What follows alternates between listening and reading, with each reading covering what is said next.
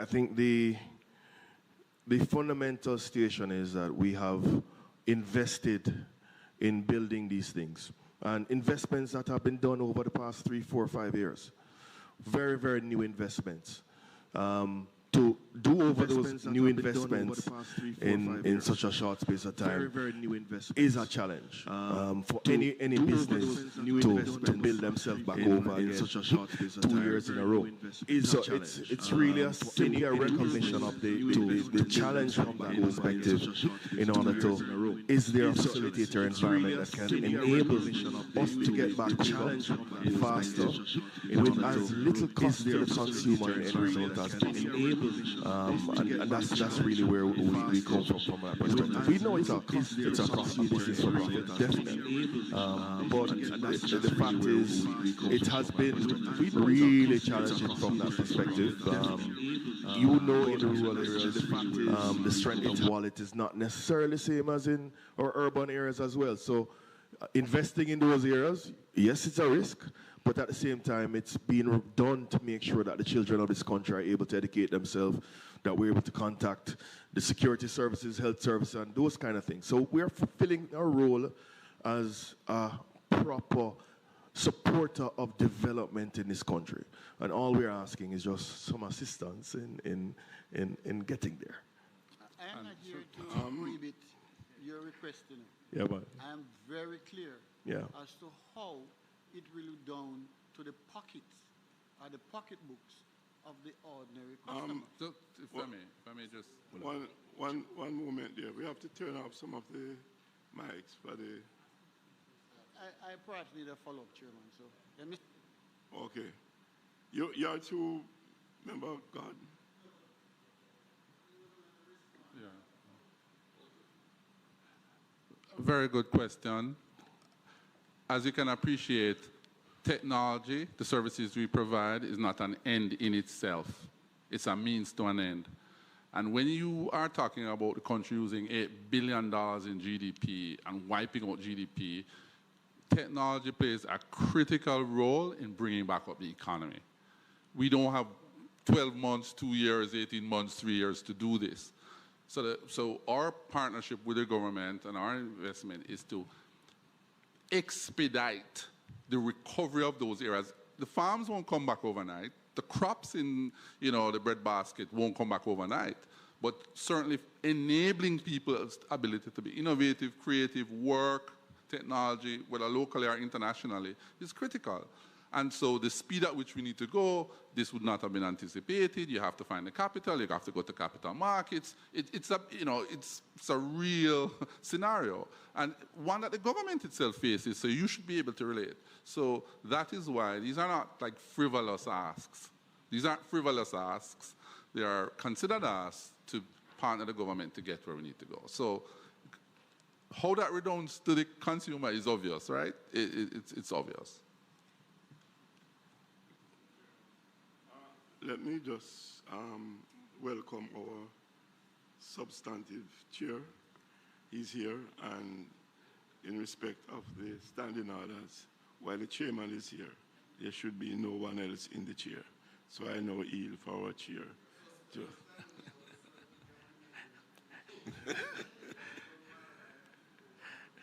Oh, but he's here, so I will just yield to him.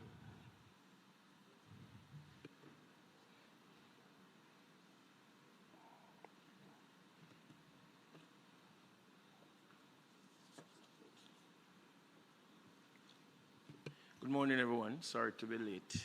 Morning, Chair. Stress of life and high blood pressure had me down this morning, but to God be the glory, I'm here.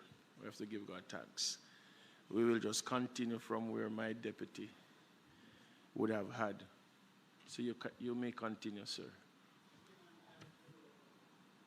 Sorry? Follow. Thank you. Sure. I would not want you to leave this chamber believing that we who sits on this side is here to prohibit your growth and expansion. But as reasonable people, those we serve are usually those doing the heavy lifting, because every time you have capital investment, you have to recover. And you want to recover at your pace. And so invariably, you ask the OUR for a price adjustment. We are not saying in any way, shape, or form we don't appreciate. But as you said, you have still not answered the question, which is a very simple question. When you're doing your balancing act as it relates to your capital outlay and your service providers, how does the consumer, if at all, considered in that framework when you're doing your billing? It's a very simple question. In terms of when we do our billing? In terms of your capital investment. Yes. Your second spoke about the ask is not frivolous. Yeah.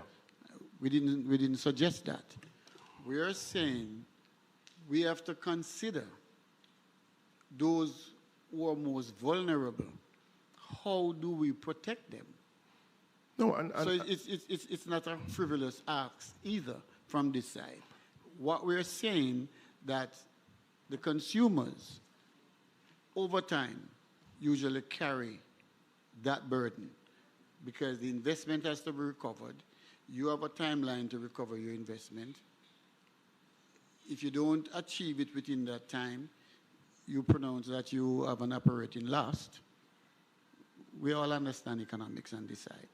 So I'm just asking for clarification. So I will say this to you. I think speed is a key thing in this. Everybody wants us to recover as quickly as possible.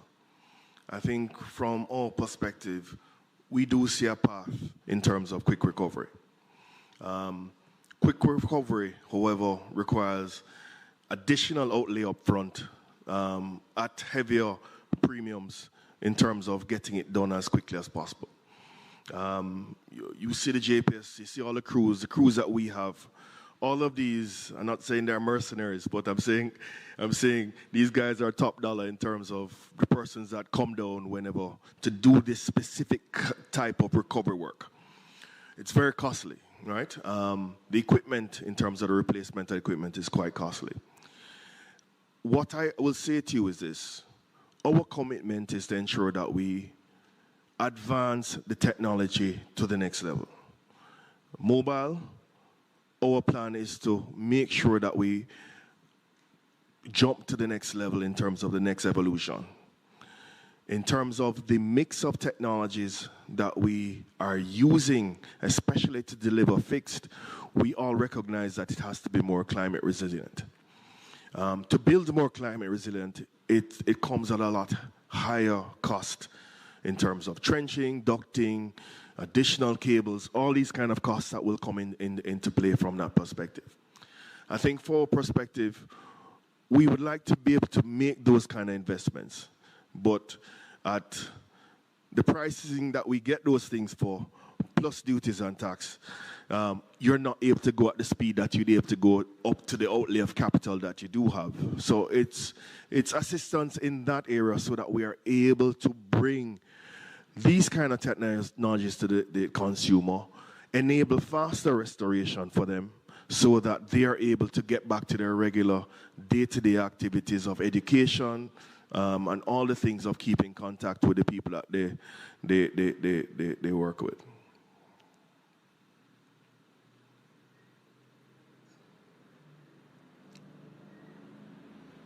Thank you, Chairman. 2 weeks ago, we had a presentation and reference was made to your network, which is shared, rented, leased, your network. Reference was made to 2 loops critical to giving us the service we all require on all the networks in the West. I don't have my notes here with me. I made note of it expecting to see you a week ago. We canceled. Can you speak to that? Do you know what I'm referring to? I think I know what you're referring to. I think you're referring to two segments of the network. Obviously, the Montego Bay through to Ocho Rios leg, which is all underground at this present point in time, obviously because that entire pole route is down. The other route is the Ocho Rios to Spanish Town route, which is largely underground. It goes through the hills, through, what's the route, Michael? Through Bogwalk, etc., and that stuff.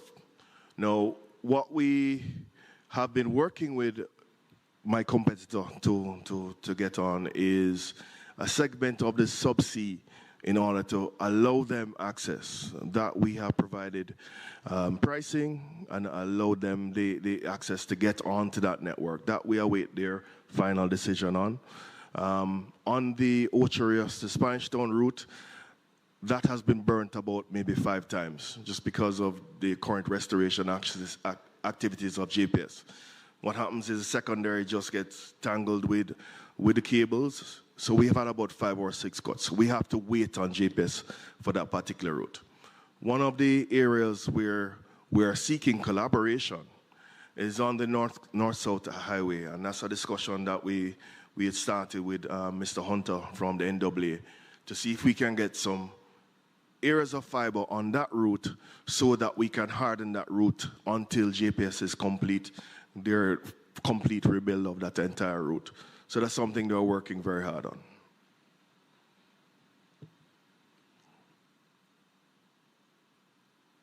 Thank you, Chairman, and I will stop here. I was listening carefully to your presentation, and I was looking at what possibly would instruct us on policy and the future.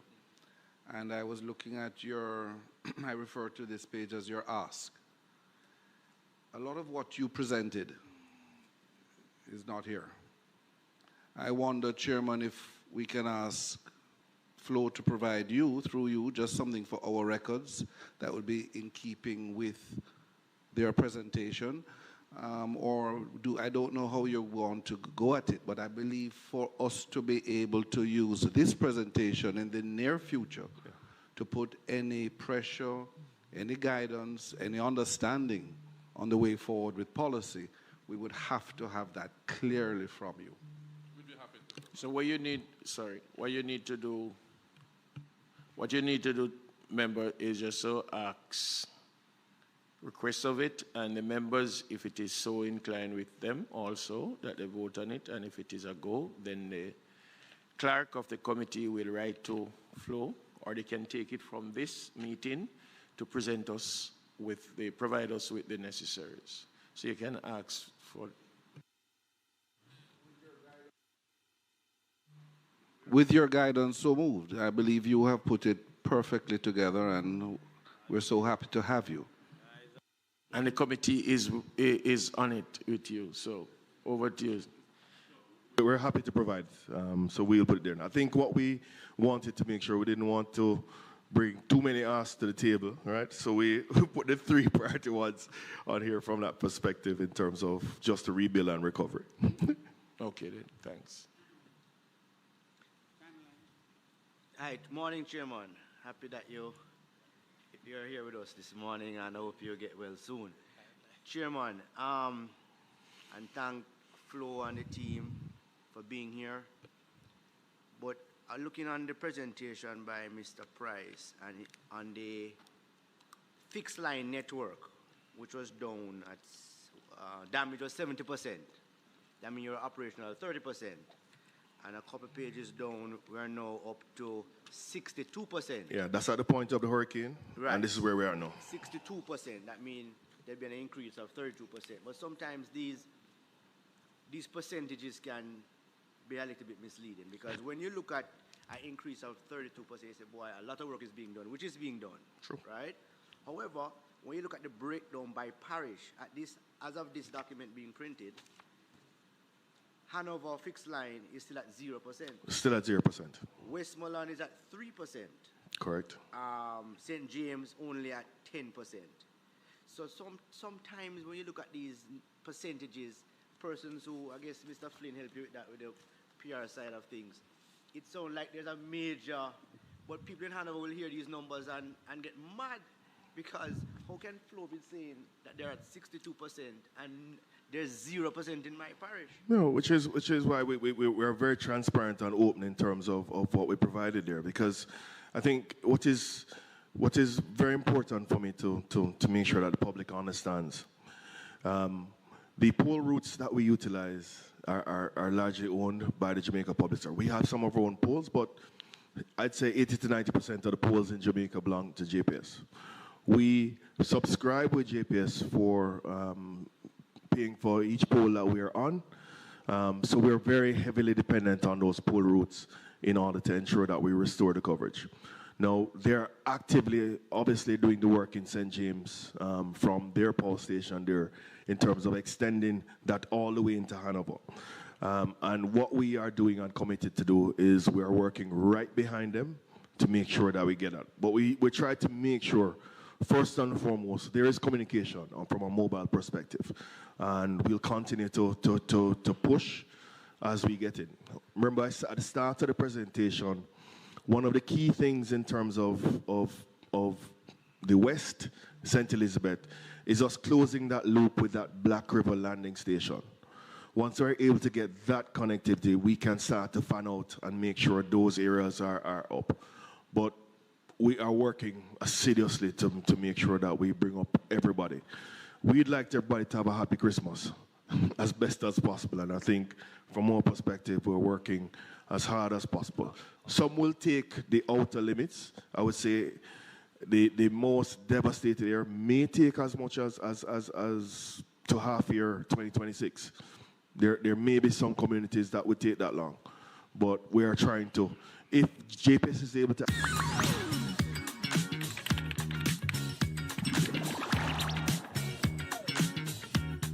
To do this, but it is a part of managing committee meetings. It is now 18 minutes to 12.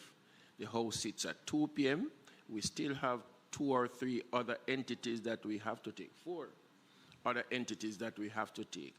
And so what I would ask of us, if we request of Flo to revisit us with some more information or added information, then we request that. But we now have to look at the fact that there are others waiting. My final question, Chairman, and I'm done with Flo. All right, so we'll take that final one and we'll take the decision. Now you'll vote on the decision if we want to invite Flo once again. So go ahead. I'm going to ask Mr. Price the same question I asked 2 weeks ago to somebody who's sitting in your same chair for another company. And that is the fact that Jamaica is likely, unfortunately, to have hurricanes again in the future. Probably category 5, probably because we're having a challenge with climate change. Yeah. No, we can't keep doing this. I was happy to hear that you have underground or some sort of underground from Maypen to Montego Bay. I'm learning that for the first time because I heard it was I keep on hearing how expensive it is. It's very expensive because of, you mentioned duties and this and that. What is even more expensive is when a country loses half its GDP. That is what it costs a lot more. Mm-hmm. I think now would be the best time to begin to have the conversation about these duties and these other waivers that you want with our Minister of Finance, etc., who is an easy lady to talk to, easy person to talk to. Definitely. Very accessible. But now is the time because we're likely to have disasters again in the future, right? And I heard about the expense. The other company mentioned it. JPS is sure going to mention it. But what is more expensive is when a country loses half its GDP. That's one. 2, Starlink. Starlink has become the most popular technology entity in Jamaica in recent weeks. What I want you to explain to me, where would Jamaica be today on November 25th, 2025, after having a Category 5 hurricane on the 28th of October? Where would we be today if Starlink did not exist? I think if Starlink did not exist, I think for us, we would have to have brought in a significant, much more teams in order to really connect our entire fiber network back to those cell sites. It would have been a significant challenge. It has assisted us to leapfrog, but it has also provided us the comfort of a level of redundancy that we didn't have before, which we're happy to embrace and partner with them on moving forward. So I think it comes with the various evolutions of technology, remember? And I think from our perspective, we are gladly that they're definitely there. There will be competition in the space, as you're aware, from Amazon's Jeff Bezos in the low orbit space, and there are several other persons, Intelsat, all these others that are going to occupy that space. I think for us, something that we have to look at, something that we have to continue to partner, but you're always going to have these disruptors. And I think from our perspective, we have chosen the avenue of partnership. I think that's the best way to go as we go home. The only thing is, as they continue to grow, the government, the regulator, has to also start to consider what's the regulator environment that they will operate under. So thank you very much, Mr. Price, and your team. I'm hearing, go ahead. Chairman, based on this extensive presentation by Mr. Price. Mr. Price, and there's so much more questions I have and other members have, we're going to have to invite them back. Chairman. And so the consensus of the consensus of the committee is that we invite them a second time. No, we will discuss the time. We're at PAC next week. So thank you very much.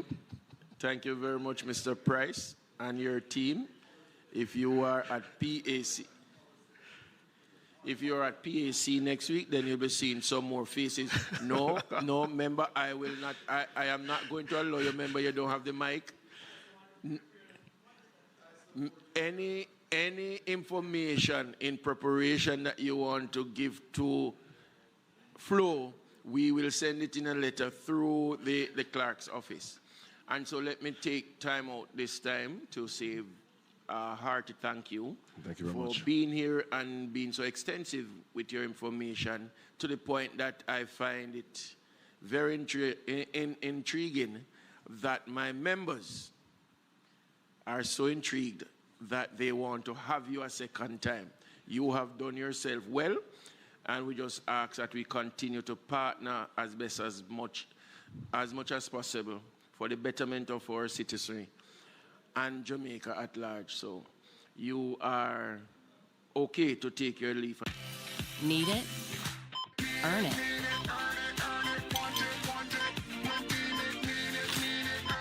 Want it? Redeem it. Earn and redeem Canadian Tire money with Triangle Rewards.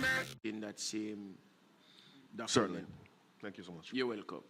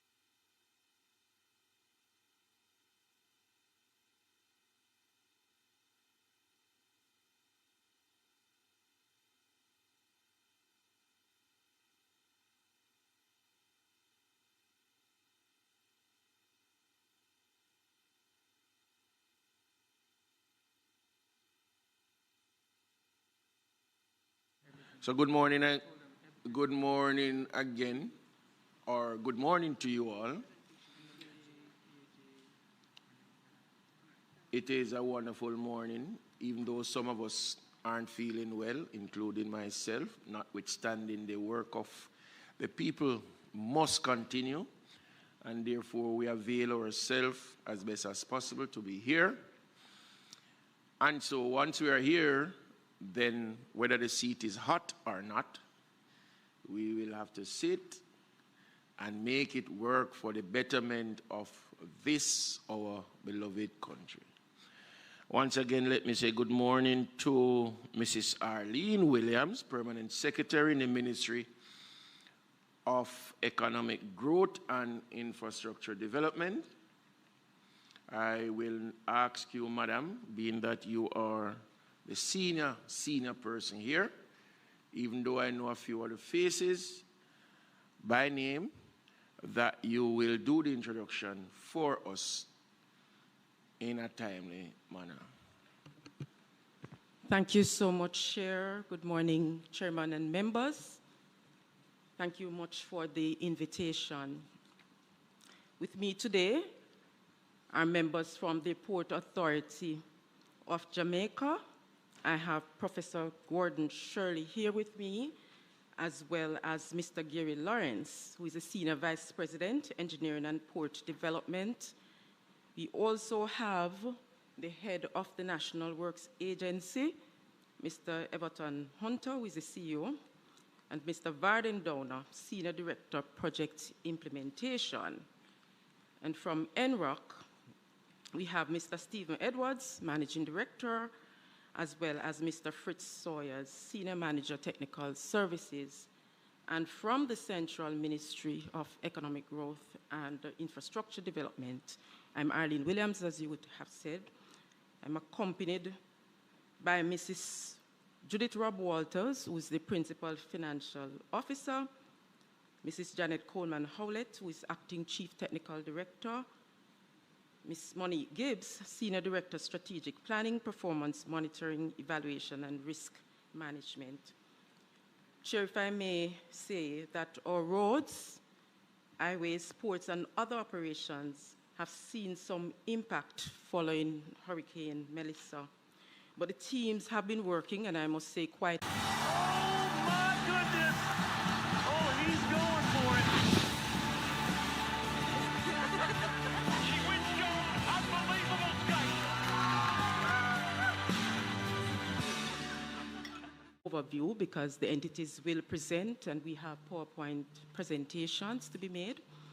The NROC has reported damage to the Montego Bay Perimeter Road in St. James, the greater percentage of which will be covered by the project insurance.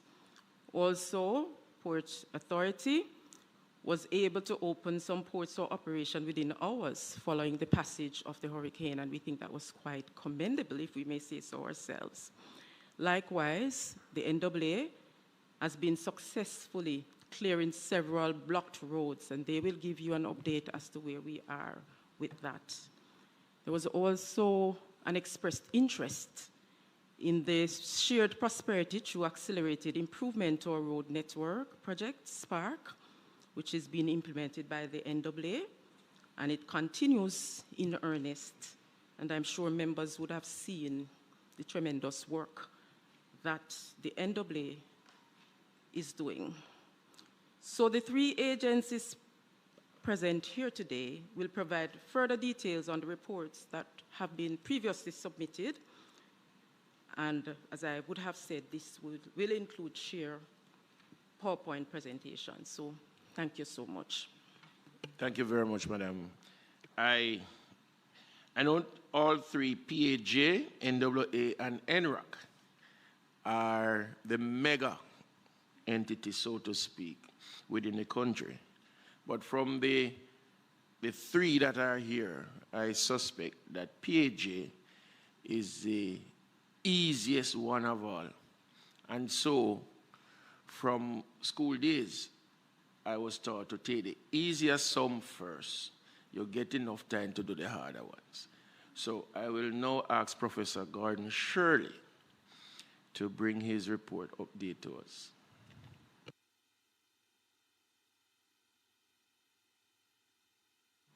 Thank you very much, Mr.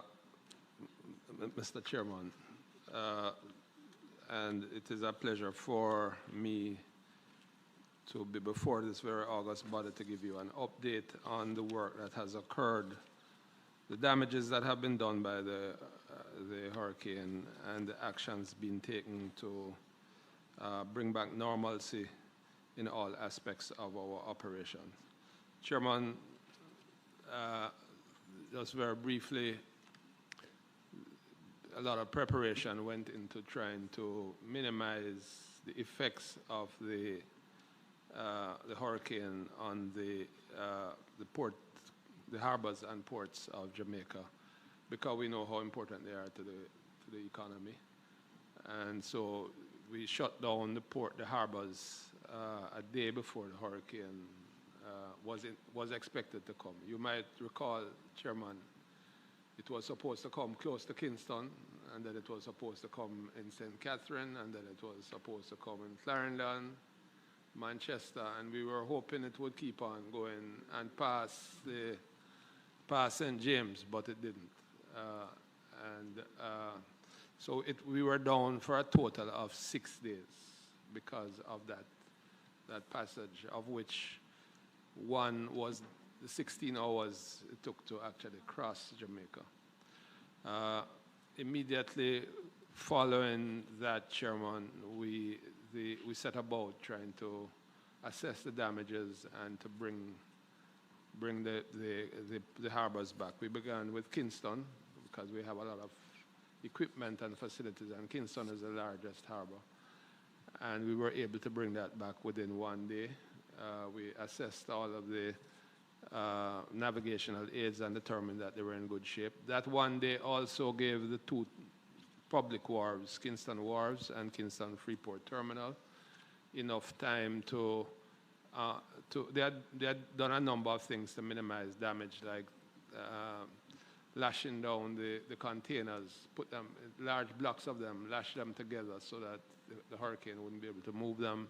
They had to unlash them. They had taken down the masts. They had put the cranes into, set them up so that they would minimize the amount of damage.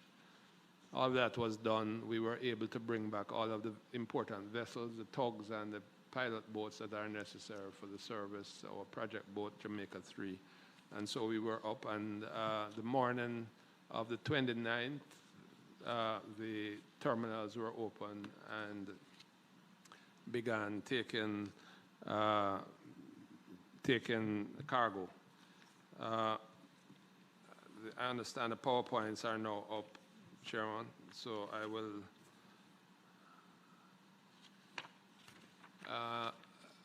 those earlier slides would have told you the activities we were doing as the hurricane passed along Jamaica. So the damage that was done, I'll begin with Ocho Rios. You said you start with the easiest. Maybe Ocho Rios is the easiest because it was the most, aside from Kingston and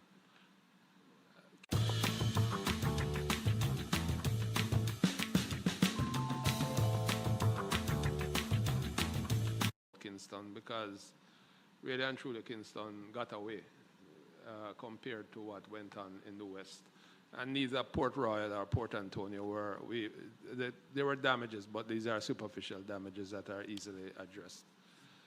Ocho Rios, we had just completed the works to restore berth 2 in Ocho Rios, our main berth in Ocho Rios, which had been damaged in 24 by a freak weather event that slammed a ship that was at berth against the berth and damaged both the ship and the berth.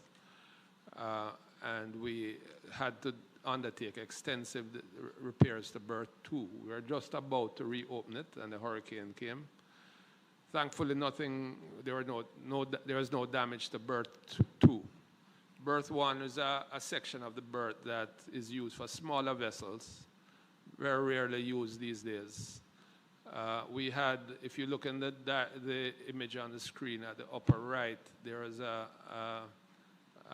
barge that was used in the repair work that had been disabled, and it could not have been moved out of the harbor. All the other equipment was moved out of the harbor.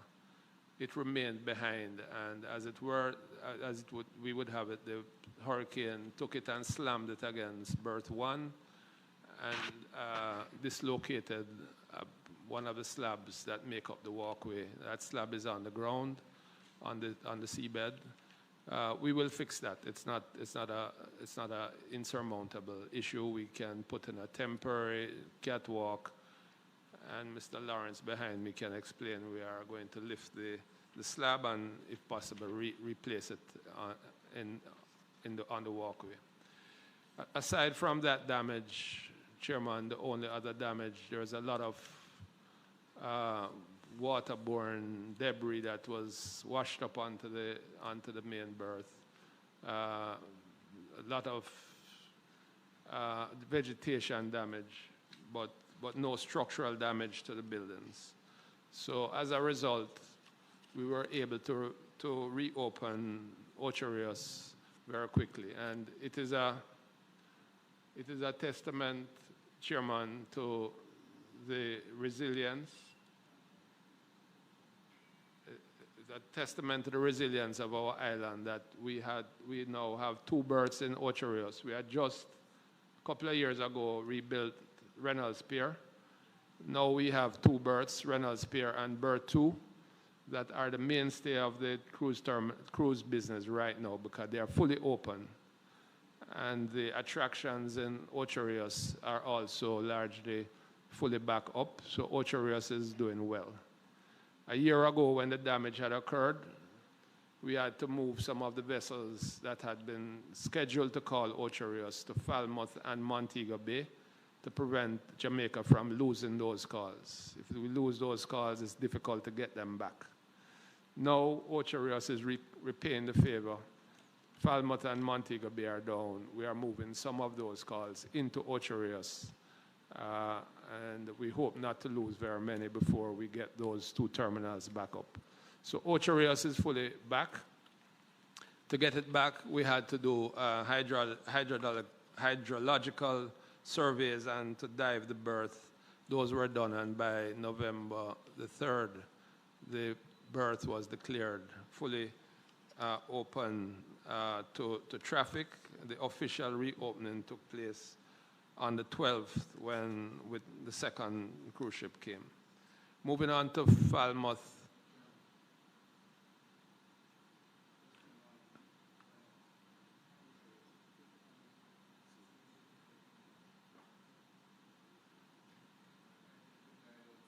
You're protected, Professor. Continue. No, but the report, he's given a report. As soon as he's through with the report, members can ask questions.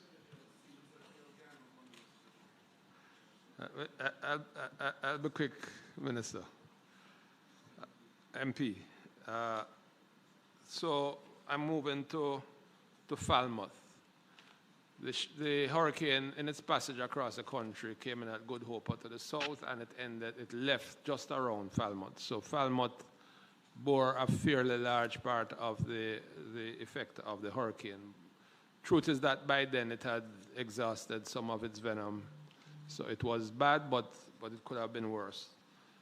Falmouth as a terminal is still largely intact. There was, however, considerable damage to certain structures.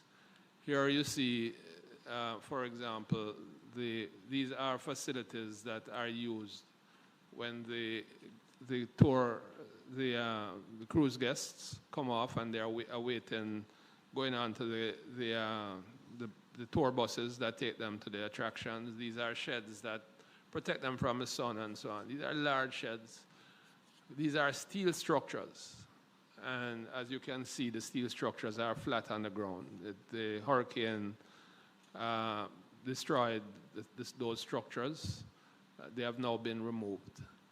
We are also repairing a historical building called the Tharp House Mr. Tharp was a famous colonizer, and he had his house on the port, and it's a historical port with many important aspects to it. We had just about completed restoring it, and the hurricane hit out one of the windows, which you see in the image there, and damaged some of the roof, and we will be restoring that. The main terminal itself, the image to the left, the main cruise terminal is at the southern end of that, the bottom of that. It lost some shingles. The truth is that we had anticipated re-roofing or re-shingling that building in the 2026-27 financial year. However, the lost shingles will replace those. The red structures house shops, and I would say that they were largely unscathed. There was some loss of capping on those buildings, but none of the standing beam sheets were lost from those. If you look towards the north of the image, you will notice that Falmouth is normally a very green, very lush kind of terminal. I don't think there's one tree standing in Falmouth at this point. All the trees were blown down, all the lamps were blown down, all the fences were blown down. And so a lot of the damage relates to those kinds of challenges. This in the image shown there is a watercraft jetty that is used for water sport activities and so on. That jetty, the flooring of the jetty, the sea lifted up all the wooden slabs that form the floor of the jetty. Another image that shows the fences that were blown down shows the bottom right diagram shows what we refer to as our back of house. That's where the administrative activities take place. The tank you see in the middle is our water tank, a large water tank. The roofing on that was damaged. The area that we experienced most damage was in Montego Bay, actually, Chairman, both at the cruise terminal and the free zone that we operate in Montego Bay. This is an image of our main cruise terminal in Montego Bay. We call it Berth 5 and 6. It is, the building itself did not sustain very much damage because it is our only slab-roofed building, terminal building that we have. But some windows in the skylights that you see there were broken. But again, that is superficial. We have boarded those up and the terminal is usable. The berth itself, you will see some arrows pointing to some large sausage-looking objects. Those are actually fenders. Those are what sit in the water and prevent the ship from hitting against the concrete berth. And those were sitting in the water, and the sea lifted almost all of them and threw them up onto the berth. Some of them broke loose from they have a heavy chain that holds them together. Some of them were, one end of it might have been broken. Some of the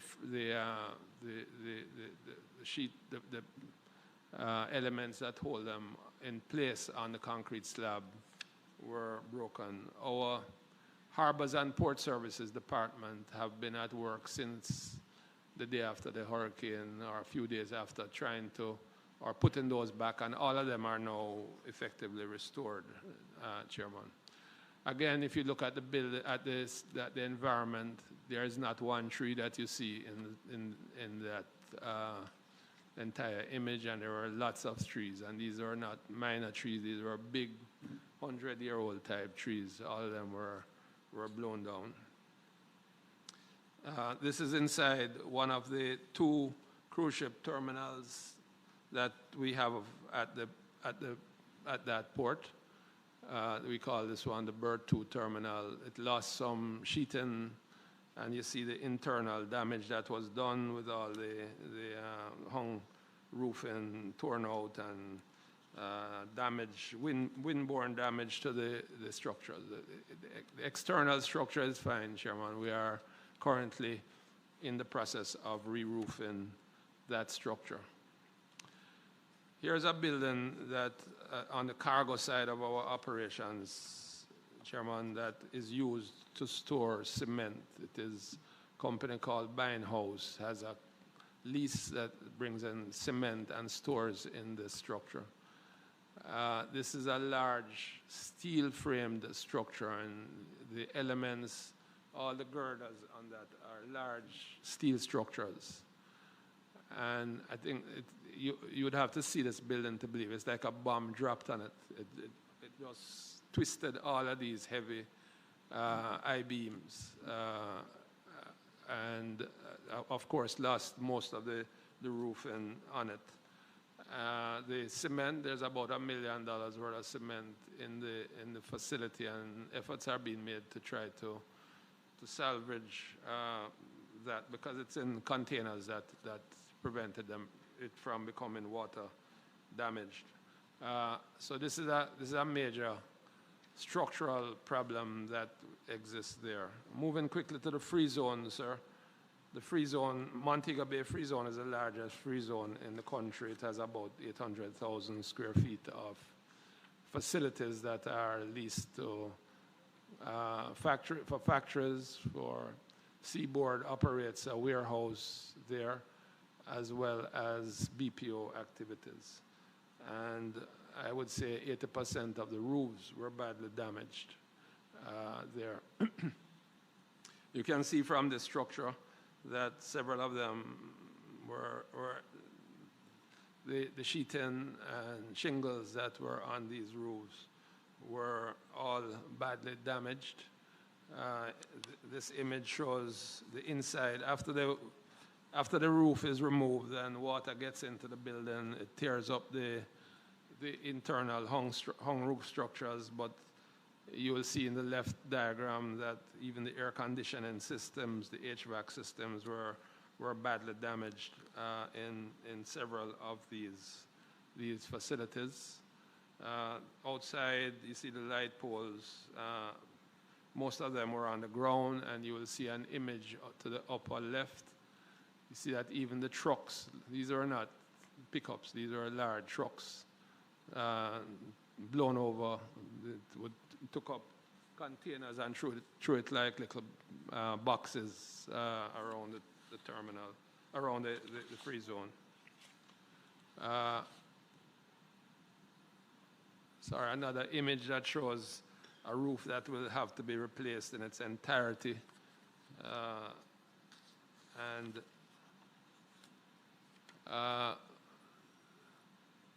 Then I move next to the navigational aids. Our navigational aids did very well, Chair. There was only one lighthouse at Rose Hall that was destroyed. It was broken. The upper section was broken off. But we are glad that even areas like Lover's Leap, which was fully exposed to the early stages of the hurricane, were undamaged because of the nature of the construction of those lighthouses. So we were okay there. Aside from the lighthouses, there were a few buoys that were blown from their existing location, but all of those have been put back into operation and in the right location. And this diagram just shows the sequence of reopening. On the 29th of October, we opened the Kingston Harbor. On the 31st, we opened Montego Bay to cargo operations. On the 31st, Portland Bight and Rocky Point, which were our alumina ports, were reopened. On the 1st of November, Rio Bueno was reopened. Discover Bay on the 1st of November. and the 3 cruise ports were opened to traffic on October 3rd, Ocho Rios, Falmouth, and Montego Bay. And Port Antonio was also reopened on the 3rd. The last two are our engineering team, which is led by Mr. Gary Lawrence, who has joined me, have been very busy since the hurricanes are in doing their estimates of the damage which has been done for each of the buildings. The first order of business is to examine and determine the bill of quantities to replace what is there. Now that we have done that, Gary, is before we go ahead and just simply replace what was there, he and the engineering team are looking at what we should do in rebuilding to ensure that should we face this kind of a hurricane or something close to this, that we would have a much better, we would not lose as much roofing and we would not have as much damage. I know that the question you'd want to ask is what is the total? The total for rebuilding as is would be just over $2 billion is the estimate that we have at this point in time. And there are some elements that are not yet included in it, but we are looking at $2 billion. We have begun the repairs on the essential items at the Montego Bay terminal. Falmouth, as I told you, Ocho Rios is entirely back. Falmouth terminal is usable at this point, and we have started repairing the free zone. Okay, if there's one AI site builder you need to meet, it's this dope tech from Wix. Now, this whole flow is a conversation, so your words actually build your website. I'm going for a store, and after a free... While we repair the facilities that they were housed in and quickly be able to move them back as soon as we are able to put the roofs back on. So that, Chair, would be the report from the Port Authority. Yes, MP. Am I right? Good morning, PS and the team, Professor Shirley. I haven't seen you in a while. Nice seeing you. Just quickly, looking at Kingston and looking at the other terminals, if we had gotten it in Kingston, and let's say it had made landfall close or in Kingston,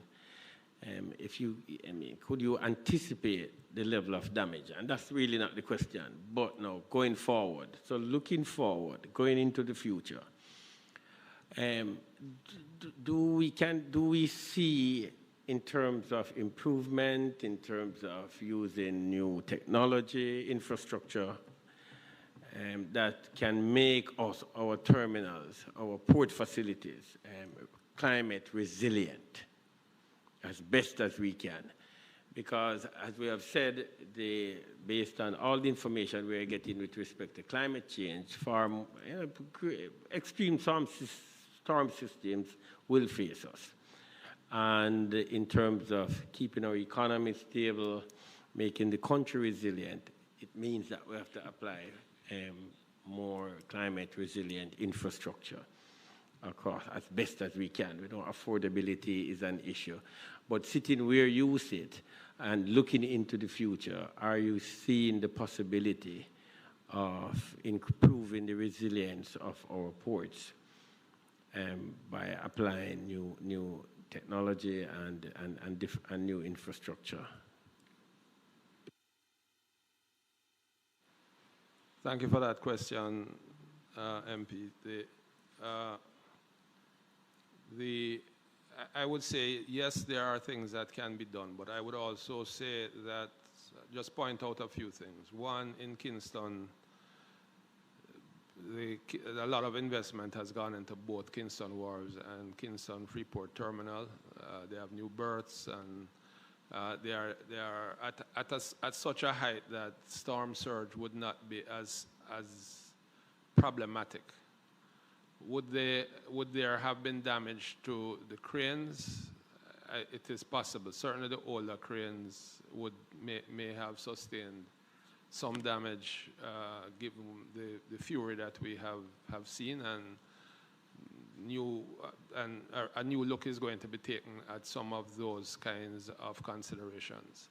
The truth is that things like the vessels that we use that are important, the tugboats and pilot boats and so on, what we would have done in that case, if it were coming to Kingston, those boats would have been removed out of the zone. They'd have been taken to the east or to the north, to an area where they would be more sheltered, and then brought back in. Because we knew it was not going to be there, they were sheltered in situ, so to speak, and we had no damage on that. What we have seen is the structures. There would be structures on the terminals, the roofs and so on, that would have been badly damaged too. And so what the lessons for roofing technology and systems that we will take away from Montego Bay and Falmouth, we're going to look at all of our systems, including the private terminals. We'll share the information so that they would be protected. I would say, however, you didn't ask this question, but I would point it out that we are also concerned. Let us say Falmouth, well, all three of them. Wherever we have our terminals, we live within a town, and the towns are where we see the greatest vulnerability, sir, because the drainage systems, the protection, the seawalls, and so on are not there. So if you look at Falmouth was entirely flooded when this came. The port wasn't flooded, but the town was flooded. And so in addition to looking at how we protect the port, because the port without the town is not viable, right? So we have to do more working with the municipalities to address some of those challenges that we see, MP Williams.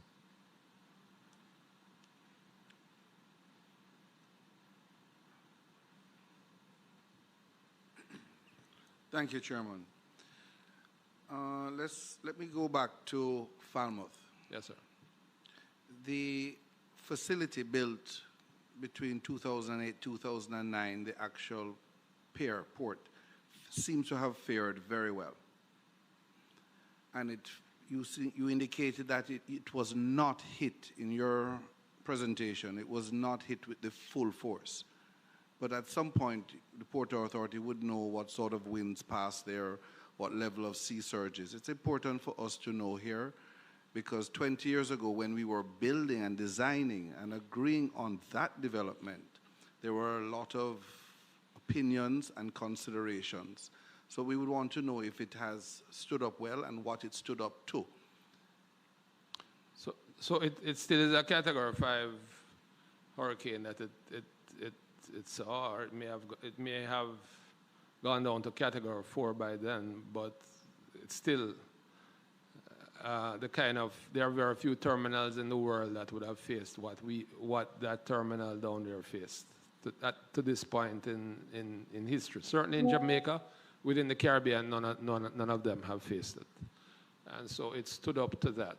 I think there are infrastructure items, MPN, not casting a blame or anything, but you have things like the drag line that is really a very essential element to protecting a low-lying town. So Falmouth is so flat that some of the water, groundwater, would drain back towards land than going forward towards the sea. And so the drag line is able to take that drainage, and what happens, it's like a gully that runs around the entire town. When the sea is, the waves are heavy on one end, it washes it in one direction. When it reverses and it's going in the other direction, it washes the other way. That's how it's supposed to work when it's effective. If you don't clean it, then the water can't move in either direction.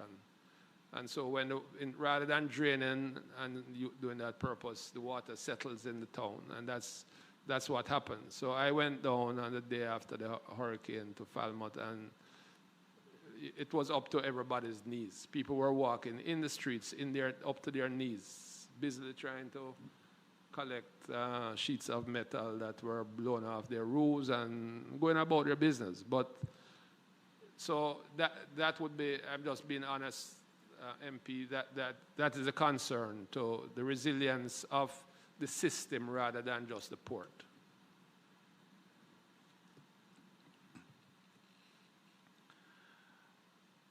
Reynolds Pier. Yes, sir. It has not had the level of investment that Falmouth Pier has had. Am I correct? Reynolds Pier, at the pier itself, we have put in a lot. We have spent 28 million US just in rebuilding that pier. So I think it is in very good condition now, the pier. But the berth, the structures are old alumina structures. We did not, but that silo, the big one that you see, is a structural engineer is behind me. He can respond to it, but it's a very sturdy structure. I would say the older warehouses that they used to have, we have replaced some of those. We have created a new office structure for them that would have been built to our current building standards. So I think that I wouldn't say that it's certainly not as new as that other terminal, but it is in Reynolds is now in a reasonable state. But Gary, would you have a different view?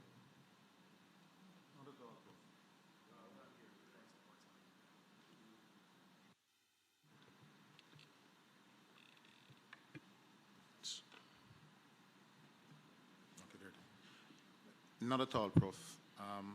In taking a look at what has actually transpired, what we find is that, as you have said, is that in terms of all that has been put into Reynolds in itself, both in terms of the new admin facilities that we built, the new terminal building that we have also constructed on the facility, as long as improvements to the pier itself, has actually improved the offerings at Reynolds Pier in itself, including a new also bus staging area that was also constructed.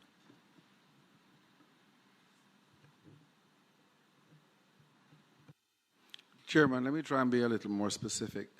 The class/size cruise ship that can be accommodated at Falmouth Pier, can you say something about what can be accommodated at Otrius as opposed to Falmouth at this time, based on the policies that were in place for a full development of Otrius to be able to accommodate similar class as Falmouth? And let me put it that way. Well, MP, and that adds further clarity. So Falmouth is the only terminal in Jamaica and one of the few in the Caribbean that can take what is called the Oasis class vessels. Falmouth is also able to take what is called the Icon class vessels. These are the largest vessels that are the largest cruise ships that are used across the globe. Up to this point, it's primarily Royal Caribbean Cruise Lines that operates those ships, and so they could go into Falmouth. The Ocho and Montego Bay terminals can take the classes below that level. And one of the things that we are doing in Ocho is doing the designs for a pier, a berth, that would be able to take the very larger ships that are coming. And this is because Ocho is a very special location given the uniqueness of the attraction. There's no other terminal in the Caribbean that has the range of attractions that Ocho has.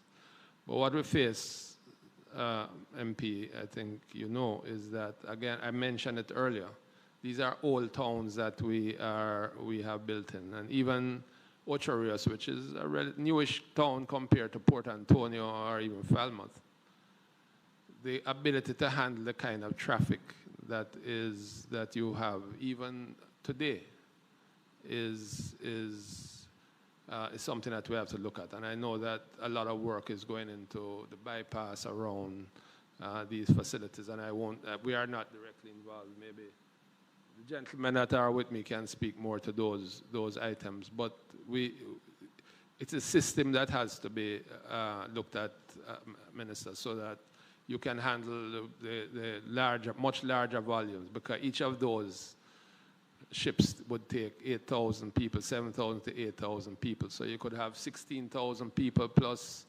3,000 cruise members each, again, on top of that, just from those. And we are not going to undo what we have done at Reynolds Pier and at Berth 2. So you could have a very large number. So we have to plan Ocherius now to be able to take the kind of volumes that some of the other major terminals in Bahamas and so on are able to take at this point, MP. I will have to go now to port development, pier development for handling, for example, marl whitening on the north coast, specialized piers. We would have to now be looking and asking you now about aggregate piers on the east/south coast, because this is now going to become very, very important for us to be sustainable in our economies, diversification, and when you look at what we went through and how we are now shut down to a great degree in Montego Bay and the other side of the island with tourism. Yeah, yes, sir. So just to restate your observation is that the economic activity on the east needs to be boosted so that we can be more resilient should something happen again on the west, is what I understand. And so you're asking about things like the aggregate ports, and this is something that we have been doing a fair amount of work on, sir, because there is a demand for aggregate, and we have worked with the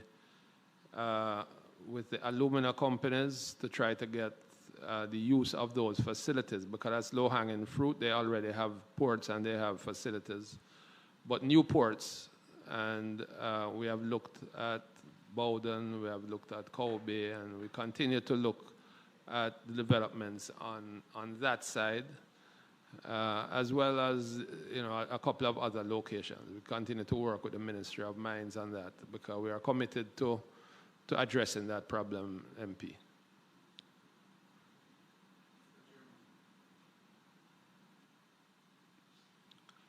A very parochial matter.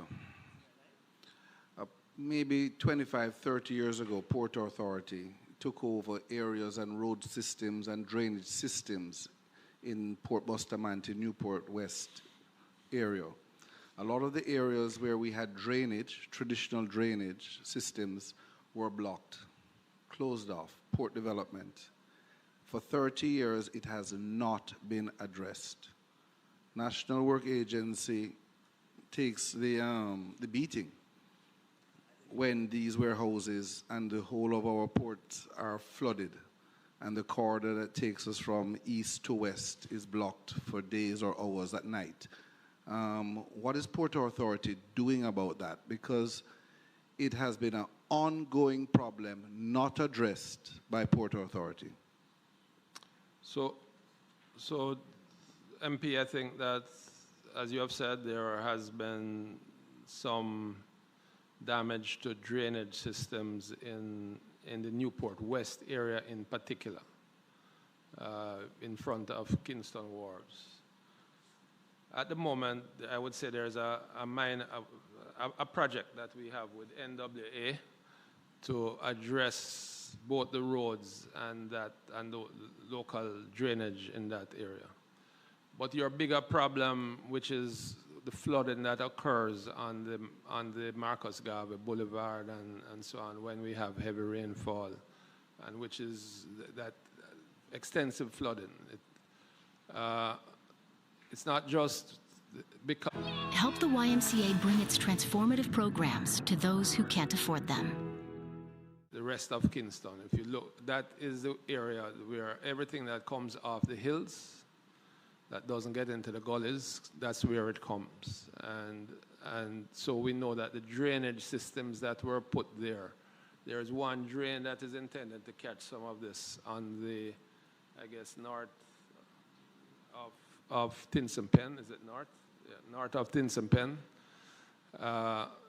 which just can't handle the volume of water that comes. So it just fills up and it flows over into Tinson Pen, and then it goes over and it finds Marcus Garvey as, it views Marcus Garvey as the next drain. There's a little drain there, but it's not big enough. So there is work being done by NWA on a comprehensive drainage system that would address that problem in its entirety and take it out to the Hunts Bay area. That work, they have gotten external consultants and they are looking at that. There's also some work that EG can speak to, which is to look at potentially moving Marcus Garvey or relocating that.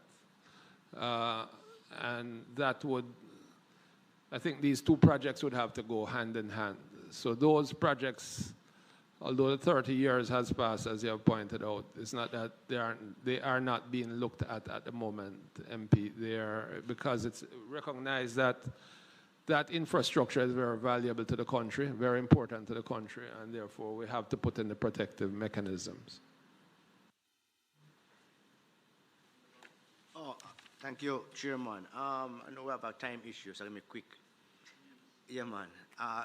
Professor Shirley, first of all, I think the Port Authority need to be commended because shortly after the storm, you were back up, you said within 6 days, and you should be commended. Looking at the conclusion page here, page 14, where you mentioned that the cost of the damage is approximately 1.33 billion, but you subsequently said it's 2 billion. But you have an insurance policy in excess of US $84 million. So by this, I should understand that you have enough money to take care of yourself. That's one question. Two, that's one question. You should be okay based on the policy, that excellent policy that you have.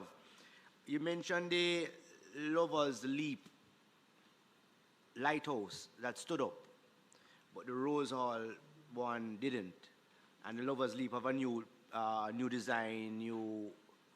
Explain to me why that happened, and if you plan to build future lighthouses like how you did the one in Lover's Leap. And maybe I'll also call on Gary with the structural elements. I give you my view and he can give you his. The insurance would be for the entire Port Authority. And as you know, we are far-flung, we are spread out, so they're not going to give you because you insured something in Kingston for damage that is done in Montego Bay. So the assessors are doing their studies now on that damage. As you pointed out, this first report was presented when the PS told us that we had to get her report immediately. So that was before the engineers had finished all of their assessments. And as I told you, the 2.02 that is in there now is not the final number either. There's going to be more added to that. I would say that we are insured, sir, and the insurance will work its way. Because of the importance of what we do, we can't wait on the insurance to give us that money. So we are addressing the most critical elements to ensure that all the terminals and the free zones are in operation. And we will do our best to recover what we can from the insurance companies. I'm not sure, the insurance companies may not, if they were around, I wouldn't tell them that we are doing everything that we have. But we have to get the country going back. So that's what we are doing, sir. In respect of the design of the lighthouses, the truth is that the one I think you've seen the lighthouses and the way they are designed internationally is this kind of an inverted cone, ice cream cone turn on. And, that's how they are built, and it allows the winds to blow around the lighthouses. So when we say the Lover's Leap wasn't damaged, but the buildings, the structures were destroyed in the last hurricane. So what we did, we're going to be rebuilding that, but we have not yet rebuilt it. So it's just a lighthouse itself that survived. Now, your question still stands, and we did show you an image of Rose Hall. And you will see that lattice structure that is there. The problem with it, sir, is that that structure is made of steel. And it's in a very hostile environment to steel. And so it rusts. And after, it would be very expensive to make it out of stainless steel. So it's made out of steel, and after a while, those members become frailer. And then when you subject that to the kind of loading of wind that we would have received over with hurricane, the last hurricane, it just snapped it. But Gary, maybe you have a more sophisticated explanation.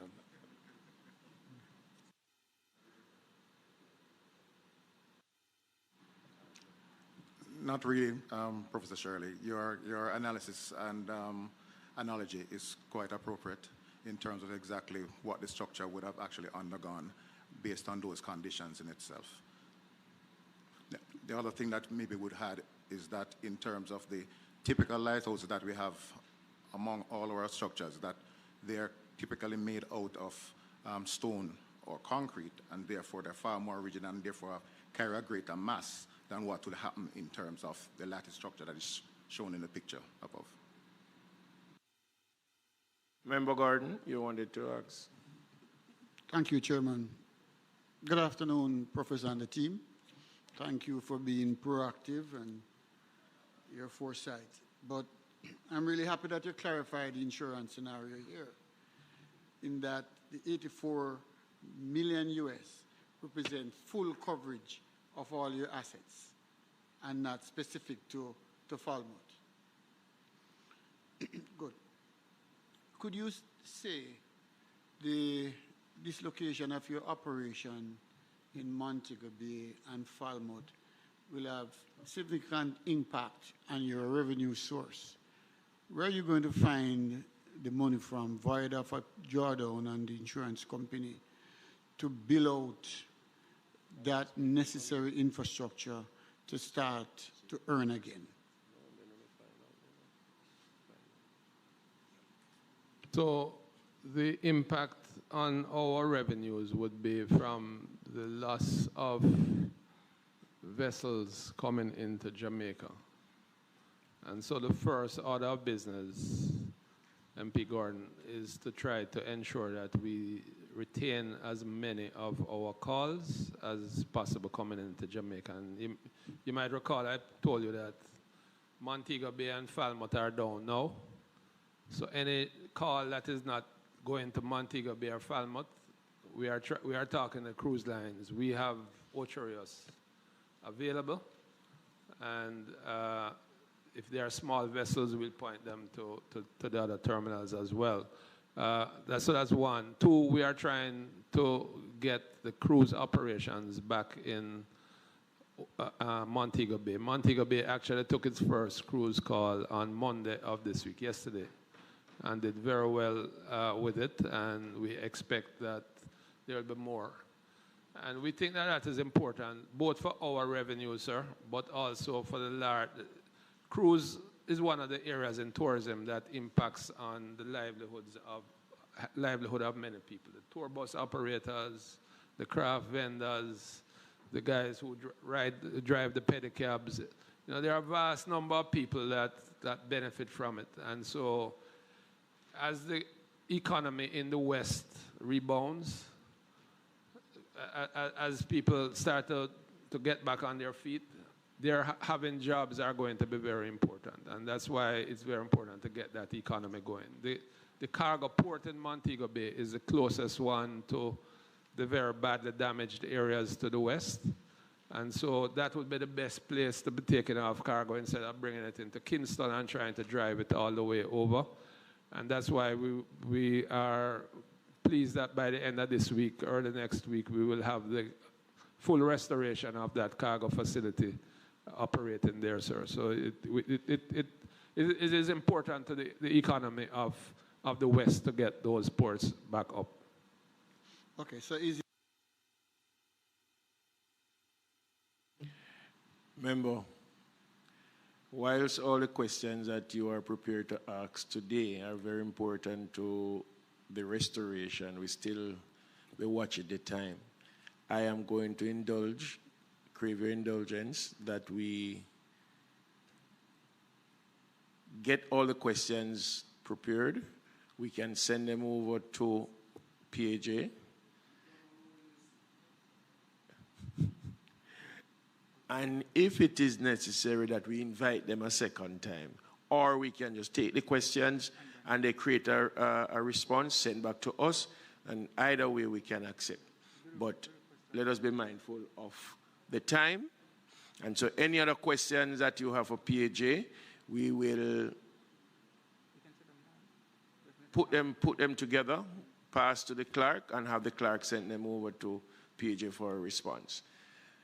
But at this time, I would say that we have two other entities and would really want to hear something from them. We have almost an hour to go.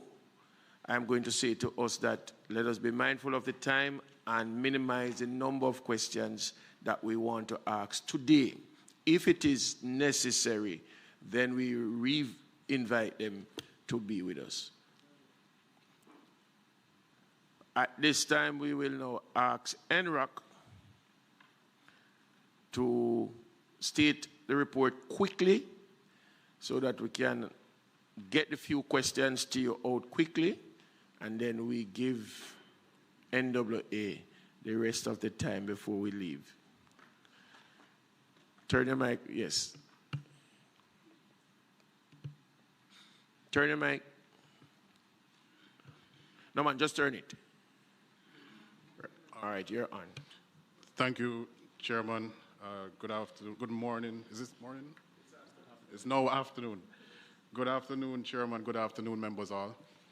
Chairman, I would have noted your instruction to be efficient.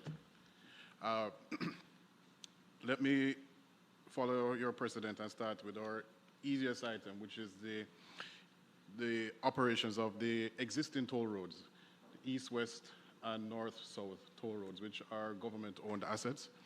But as you would appreciate, both highways, east-west and north-south, NROC is a grantor under the concession agreement for those, so we have interest in them. Both highways, east-west and north-south, did not suffer any structural damage, and they both remain operational. So that's the easy part. Now I'll get to our projects. The Mapen to Williamsfield Highway suffered minor damage, no structural damage, but the damage suffered was largely characterized by trees falling on the right-of-way fence. Some of the lighting fixtures were damaged, and the tolling system had minor damage as well. But the roadway itself remains operational, so there was nothing that prevents the roadway from functioning. So those items, we will have to repair those. There was also some damage to a supporting road. As you know, NROC constructs the toll roads, but we also construct supporting roads as well for the toll road network. One such road is the Woodley Access Road that was constructed as part of the Mapen to Williamsfield project, S-Strip Part A. There was a drain there that collapsed, and we'll have to repair that as well.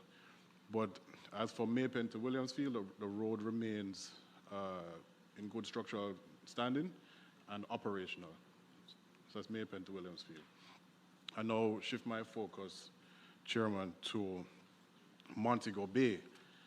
The Montego Bay Perimeter Road, which you know is a very large project, suffered varying aspects of damage, largely around scouring of the site. There was no structural damage, but there was some scouring and minor landslides, and that has caused debris to accumulate on the bypass, the Montego Bay bypass. We also have offices in Montego Bay, site offices for NROC. Our site office was badly damaged. We've had to be creative, to find other ways to keep the operations going for NROC in that area. The contractor's residence, Czech's residence in Montego Bay, was damaged as well.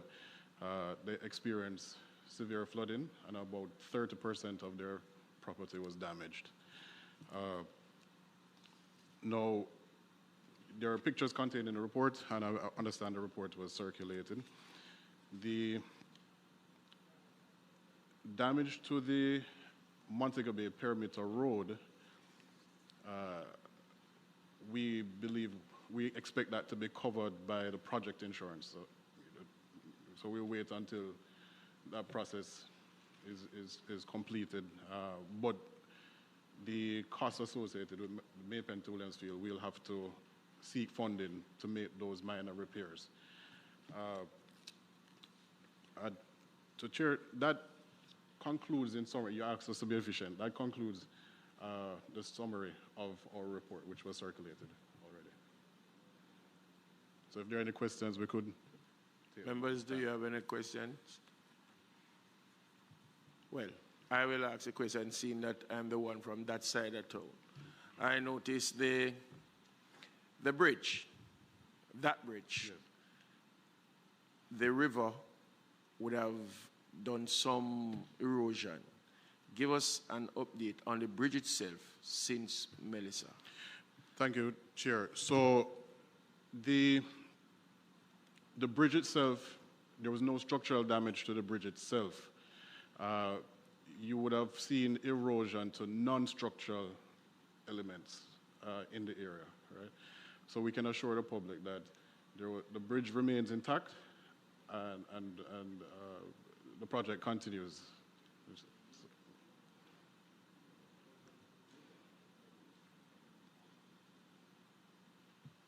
Thank you, Chairman. The completion date has not changed or has shifted based on the passing of Category 5.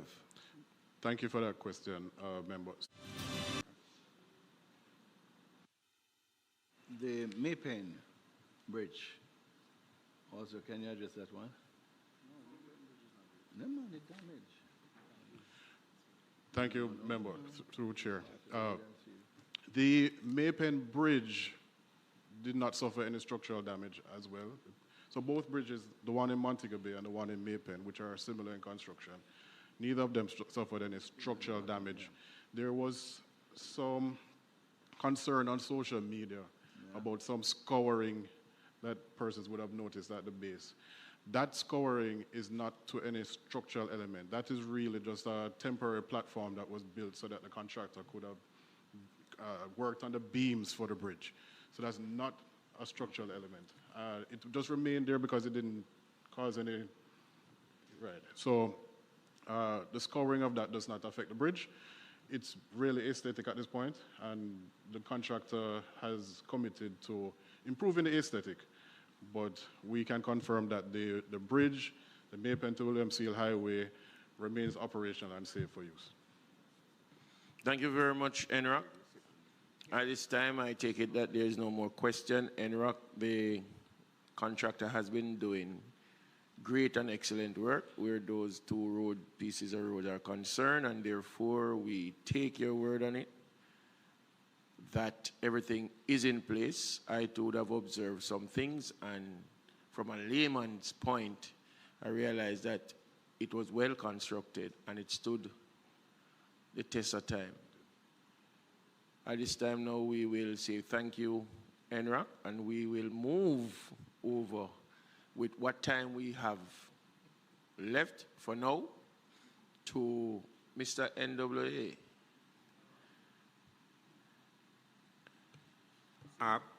Good afternoon, Chairman, members.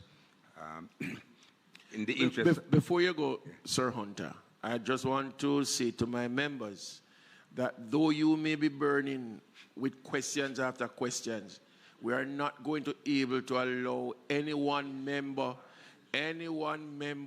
to pose more than 2 questions, maybe 3. But allow the report to be tendered so that it may answer some of the questions that you want to ask. All right? So go ahead. No, I will. No. No. I will allow NWA to pose their report, and no, not because you have read the report. What I don't want is for all of us to be asking the same question in a different way. Let us take the...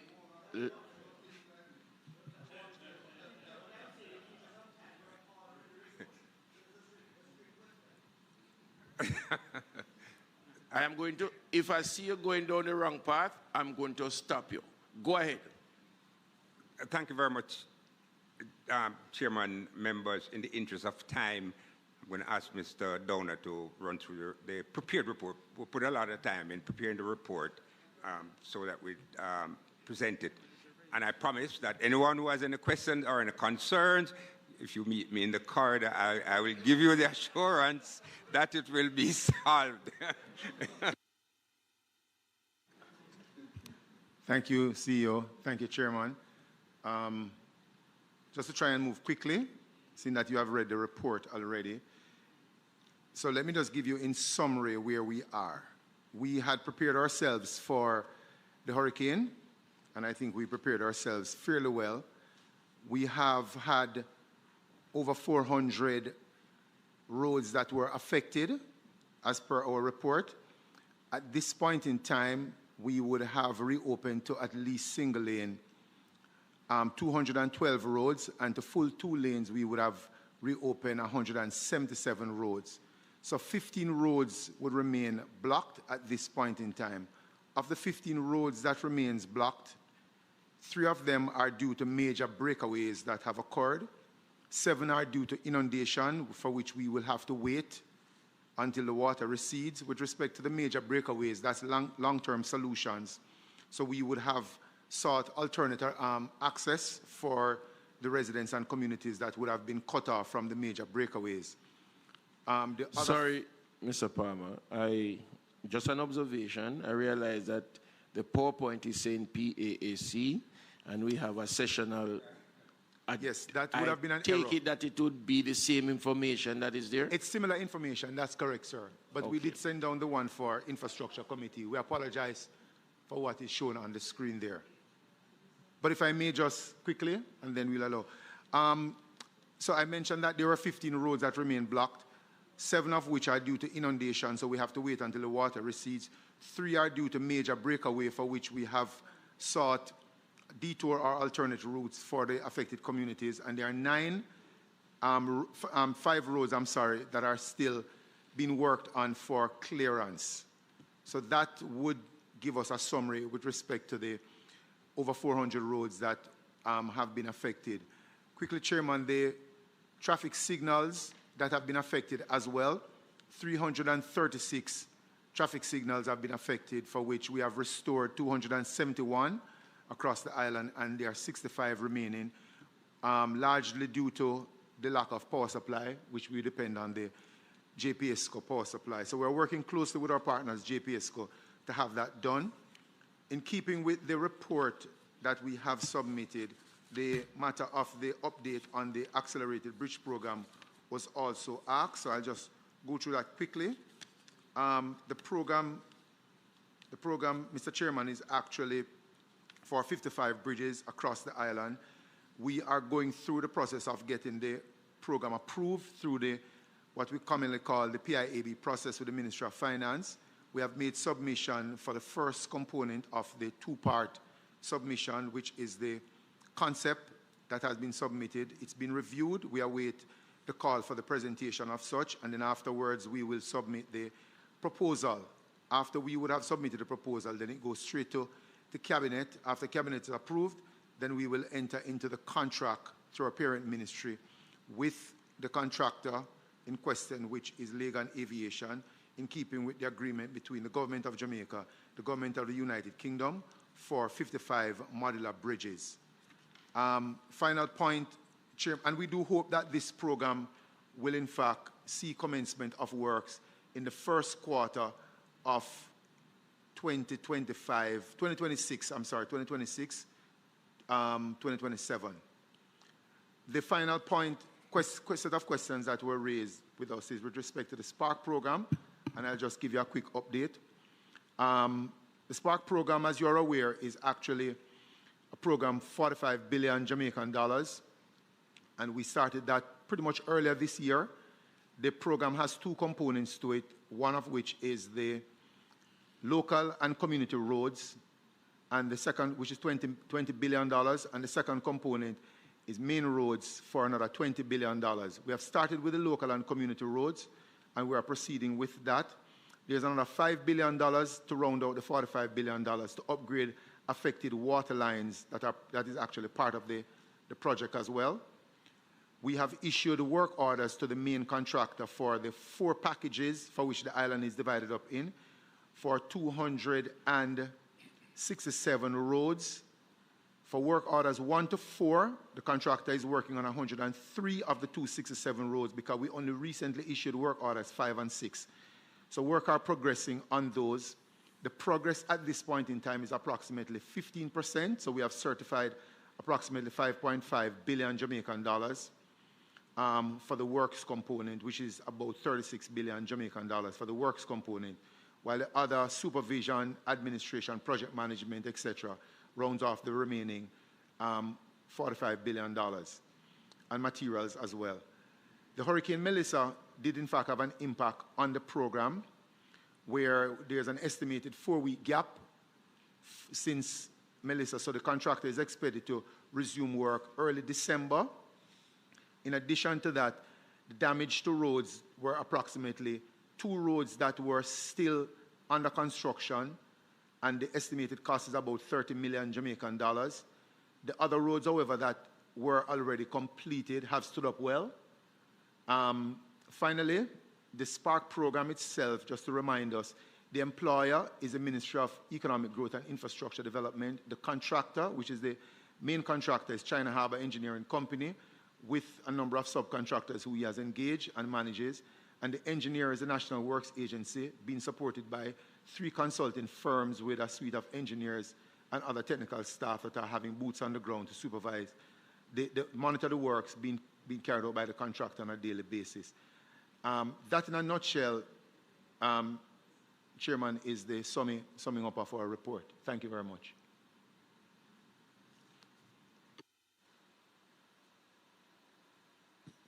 In the interest of time, can you just tell us what 3 roads or 3 areas have major breakaways that you have not addressed? We know, or we assume, Newcastle is one of them.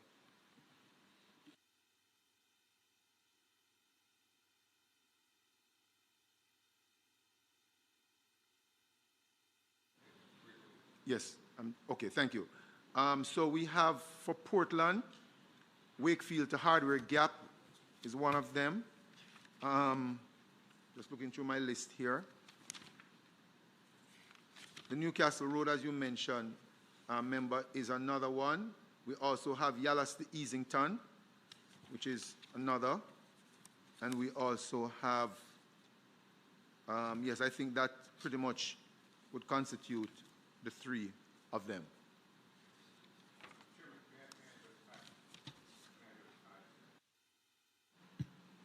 Following a presentation, a similar presentation we made at Cabinet, Chairman, Ministers, there is the injunction that not only should we build back, but we should try and build back better. And so one of the issues that came up and is ripe for discussion is whether or not some of these roads, we should seek to reconstruct them in their present location. Because when you look at the marginal costs to construct and maintain versus the marginal benefit in terms of population served, then it does pose a problem. No decision has been taken, but from purely a policy point of view, it would serve the country to re-examine some of these structures to make a decision if that's the way you want to go in future.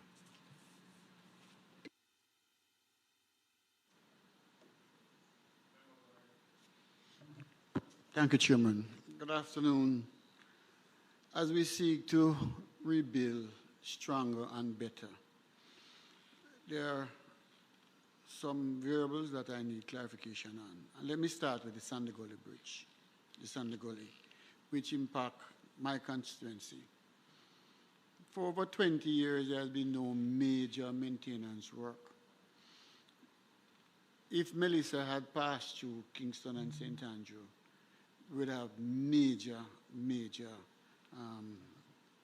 death and dislocation. Is there anything in your current budget to at least start remedial work in some critical areas, particularly in the Kasha Park area, where homes and properties are under threat? That's question number one. Question number two, the gridlock in the city when it rains. And I would like a little bit more clarification on the proposal, though no decision has been made, as to how you intend to reroute the traffic in the city to avoid gridlock and also to become more productive, because manpower hours are waste and that. And finally, as you know, there's over 600 drains and gullies in the KMA. And what plan, if any, to, one, rehabilitate, two, to maintain?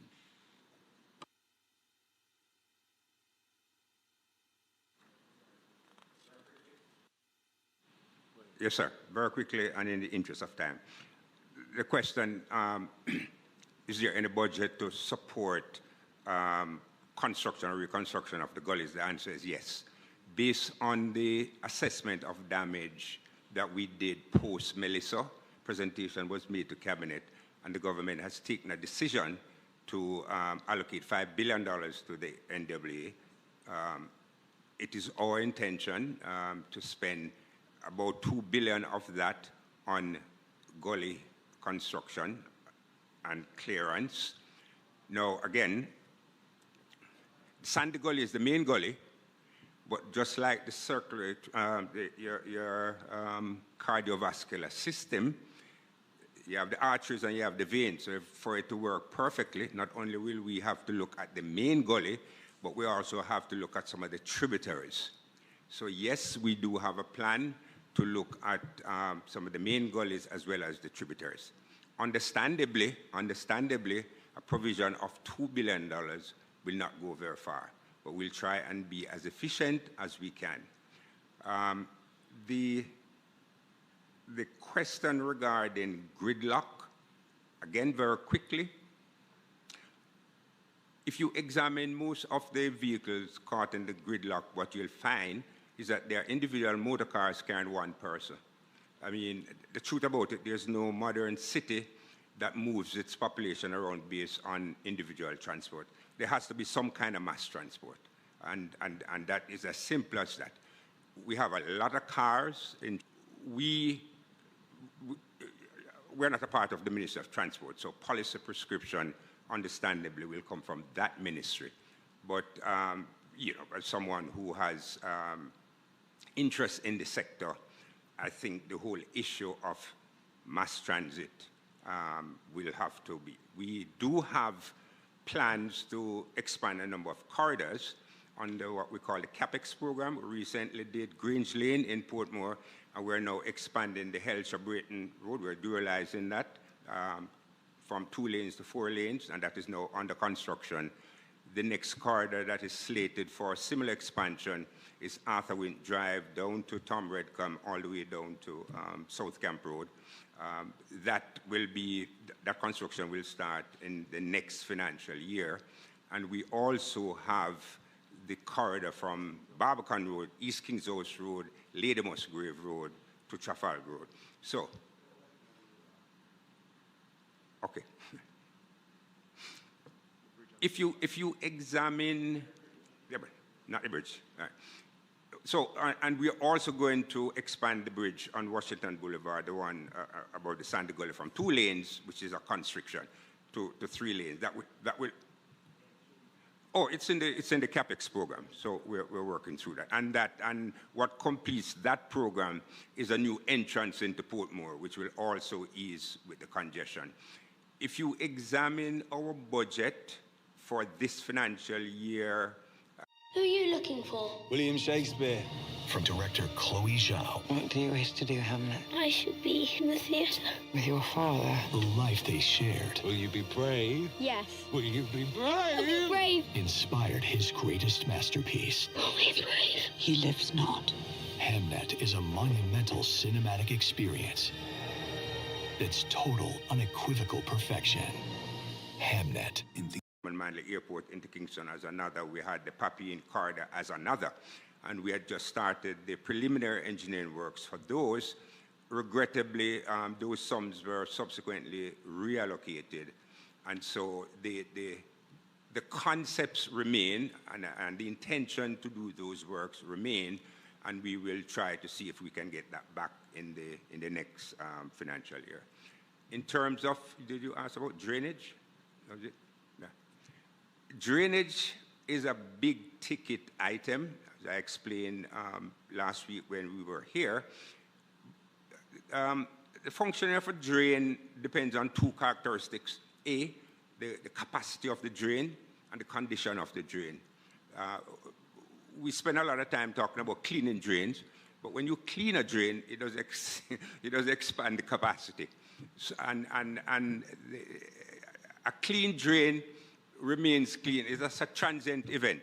As soon as the rain comes down with how garbage is all over the place, it then floods up. So the drains that we're operating on now were originally designed and constructed 50, 60 years ago based on climate conditions then. What is required is for us to up the ante in terms of the specification for current drain design. The end result of that is more drains, bigger drains, at a significantly higher cost. And the question is, within an urban center that is already well set, to what extent are you going to be able to fit these bigger drains into existing locations? There are other concepts like on-site disposal and so on, and we'll be looking at that.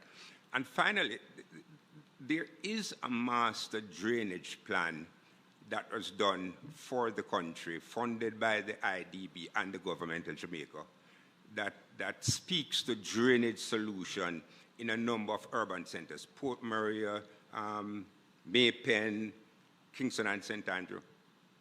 And the price tag back in about 2014 when it was done was about $1 billion. Now, understandably, very few countries set out to implement a master drainage plan. Generally, there has to be something that carries it. And what usually carries it is road construction.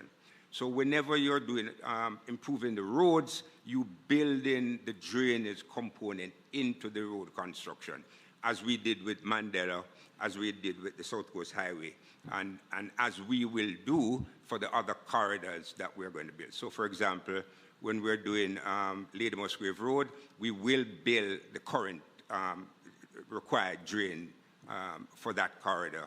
So we will do for Arthur Wynne Drive. So the drainage solution will accompany the road component. So you have the two. Thank you, Mr. Chairman.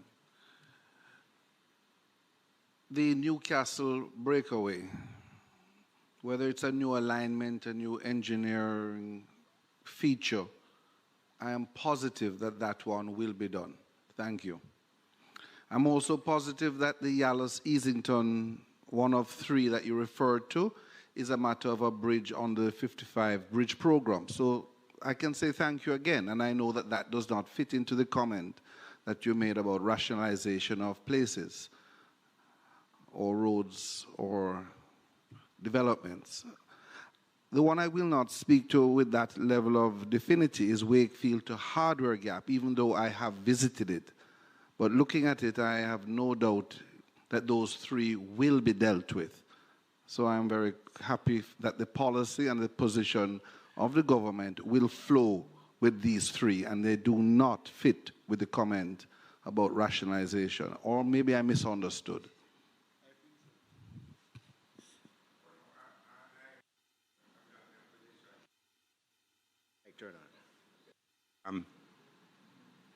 I'm not in a position to rebut you, member. What we do as technocrats, we give advice to the policymakers, and we take decisions from the policymakers, and then we implement.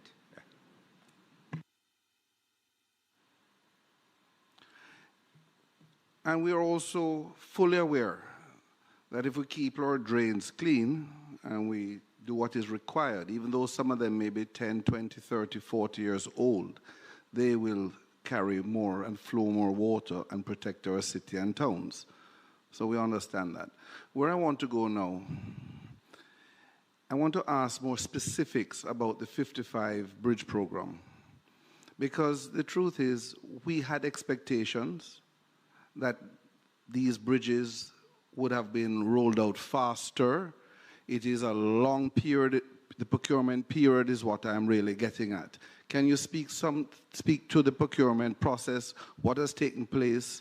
Because this has been a major problem for us all. If these 55 bridges were in place, the suffering we're having in all of the rural areas would be a lot less, especially Easington in this case.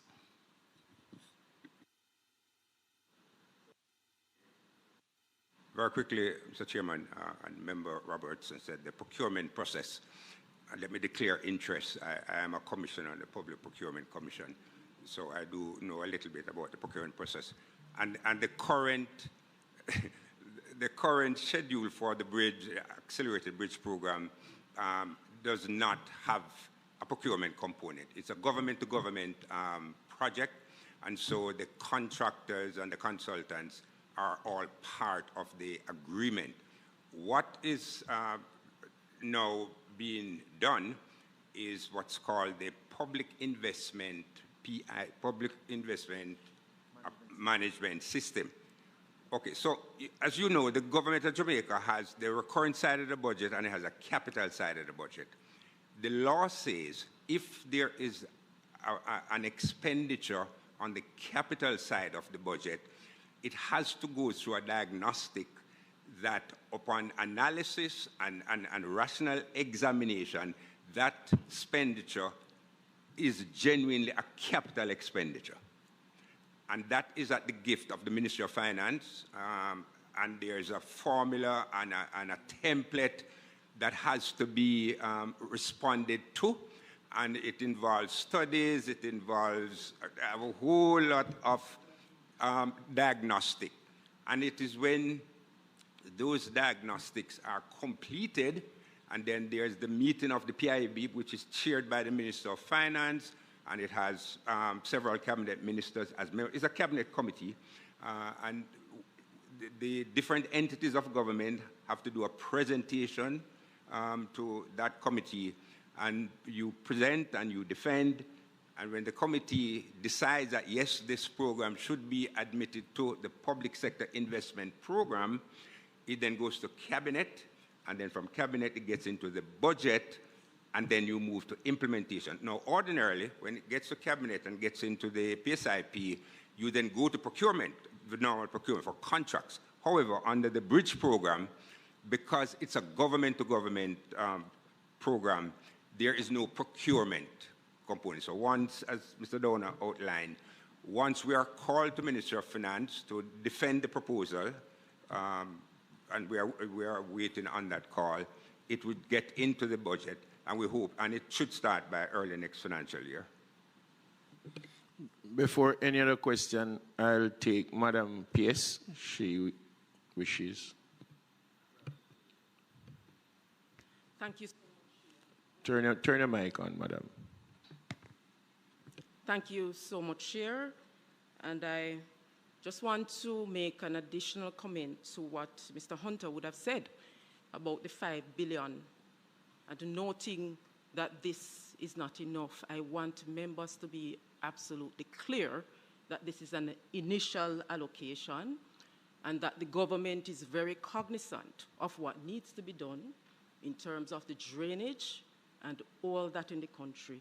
We have a limited pie, and we are doing the best we can with the allocations. And I just want to emphasize that we do know the significant cost that addressing all the issues that we've been discussing here with our road network, with our gullies, and so will take to, to effect the repair. And so it's in installments. I also want to make to emphasize the government's commitment to the Accelerated Bridge Program. Mr. Downer spoke, and he would have said that the concept is already completed.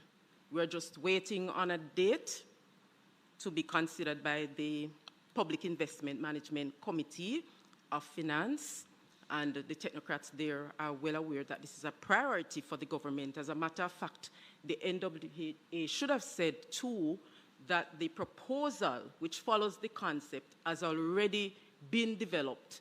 And so once we get the feedback from the concept, this is where we build out and improve that proposal that is already done. So I want us to leave here with a very positive impression, even while admitting that, yes, there are limitations because we don't have endless funds, but aggressive and assertive efforts are being made to address the issues that have been identified. Thank you, Madam Pierce. That was actually quite necessary. For Mr. Hunter, I have 3 quick questions, Mr. Hunter. Mr. Hunter, fortunately, the constituency of St. Andrew Northwest never got any major damage through Hurricane Melisa. However, as your report stated, Kingston carries a lot of water, and we have some critical drains in the constituency. And there have been some major breakaways in Roampton Drive, off Sunrise Crescent, and off Border Avenue in Havendale, where people's homes about to fall into the gully. And these are established homes, right, with middle-class persons living in them. And the works agents have been there to visit, as per usual, take photographs, as per usual. I just want to know, what am I to tell the residents who have gotten severe damage after the storm about these breakaways? That's 1. 2, Spark. The constituency have been a beneficiary of the Spark program, and we're extremely grateful. Some good work has been done, Addington Drive, Greendale Crescent, and we're now on work order 6. We're doing Topaz in Red Hills. When I called to find out what is happening, work stopped 2-3 days now because there's a water commission pipe that broke. When it's going to start back, nobody knows.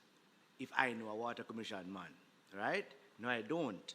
So I want to know, what is the ratio between water commission and the Spark people, so we can be efficient, because there are 2 more working on 2 more in this work order 6 for me. Last question.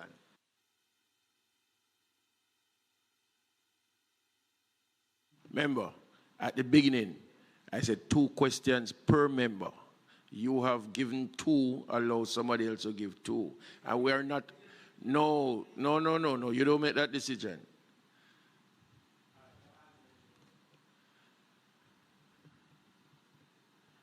Mr. Gordon. Thank you. We are in a planning deficit, and as we seek to rebuild stronger and better, the NWA should assume some responsibility for our traffic gridlock, because you continue to sanction these multifamily homes without any attention to the road network. And so as we go forward, is there any collaboration with the NWA NEPA and the municipalities as to how we design, we plan, and we build. Thank you. Can I answer very quickly? Start with the last question. As Member Gardner well knows, notwithstanding a recommendation made by the NAA, the local planning authority is reposed in the municipalities. So while we support that effort, I don't know if I am as willing to assume that responsibility, carte blanche. However, the presumption, Member Gordon, that a multifamily dwelling would necessarily generate multi-car ownership does not necessarily hold. And the point I'm trying to make early on, I mean, land space is limited, especially in the urban center. That is one. So we're not, and it's a finite amount of land. And so there is a concept that says what's available to us is what is called airspace. So you go up. So it is not unusual in urban centers worldwide for there to be multifamily dwellings and so on. I mean, so that's a normal concept. That's how cities grow and regenerate and so on. The issue is that concepts such as live and work. So you can live upstairs and you work downstairs. There's a whole set of permutations that can be examined to accommodate the population and manage the transportation. And as I said before, I don't know of any urban center worldwide that has grown based on individual ownership of cars, driving to work, picking up kids. If you notice the reduction in traffic when schools are on holiday, you go up to a certain high school on Constant Spring Road for girls. I mean, there are 1,500 students and there are 1,500 cars. So, I mean, there are some things that we have to face. Member Smith, again, as a technocrat, one of the privileges I have is that I can give sound technocratic advice, which may or may not be accepted. But there is an issue of people living right on the gully bank. Gullies are designed and they should have a free space. And the free space should be at least 15 foot from the edge of the gully. Why? Because the gully has to be maintained and the equipment has to get down there to be able to maintain the gully. It is no secret that if you look around the city, people live right on the edge of the gully. Or, no, I'm just as a matter of principle, Not only that too, but the gully walls were not designed for the weight of those, because you did say they are substantial homes. Yeah, but the gully walls are not designed to bear the weight of those substantial homes. So I do think, and this idea did not originate with me. I read an article by the now mayor of the Kingston and St. Andrew. Big news! Wayfair's Black Friday sale is back. Right now, get up to 80% off everything home, plus amazing flash deals. Now is the time to score huge savings on seasonal must-haves and favorites you'll use all year long. All with fast and free shipping on everything, right to your door. These are Wayfair's lowest prices of the year. So don't wait. Shop Wayfair's Black Friday sale now at wayfair.ca. Wayfair, every style, every home. Well, again, it all depends on funding.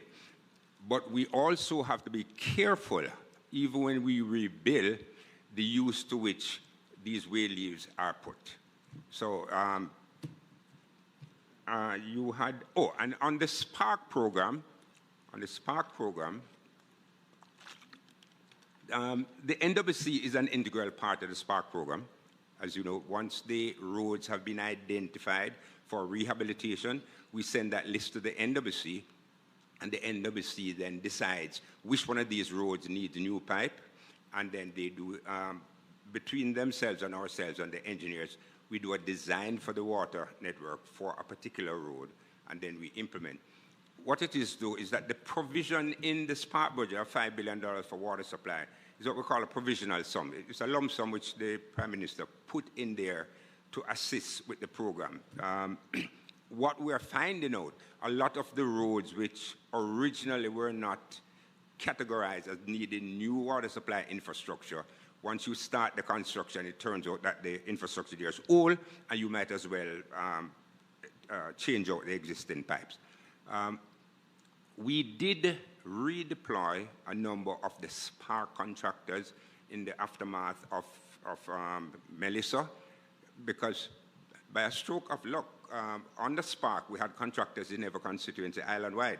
So when Melisa came, we had that good fortune of having contractors placed all over the place, and we were able to redeploy them to road clearance. It is our intention to get back to the Spark program 100% early in December, although we have started baby steps towards.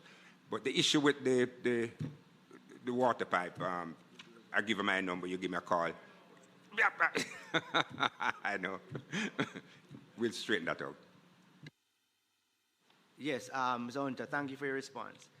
But the homes that I'm referring to are built how they're supposed to be built, more than 15 feet away, right? I'm talking when you go down, all of us have been down Rompton, all the homes on the left-hand side of the road. You know, there's a gully about 20, 25 feet over. That's the gully that is breaking away, and homes are starting to fall, right? So these are not, I never mentioned substantial homes. Those were not what I said, but it's a serious problem, and residents are concerned, and after the recent storm, it has gotten worse. And you said there's a plan, and I have your number, and I'll attempt to call you again. Thank you. Thank you, Chairman. I'm going back to the 55 bridge program. And you made reference to two committees. Public Investment Management Committee, which I believe sits in the Ministry of Finance.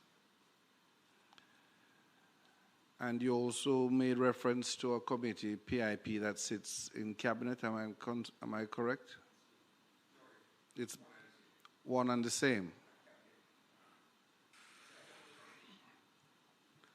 Well, in terms of the Public Investment Management Committee, I would like you to provide the timelines for how long you have placed in front of this committee,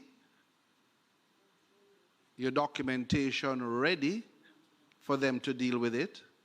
I would like you to provide the timelines of, and if we have to go through the chair and the clerk to find out when they met, how often they met, how much work is being done, because I am positive, based on my own checks, that this is not an observation.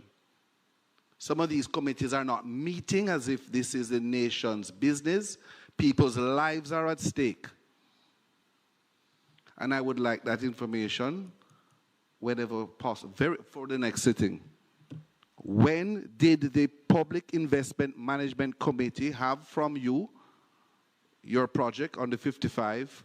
When they met, how often they meet? I don't want to know who sits on it. Because at that point, we will decide how policy is being implemented. Thank you.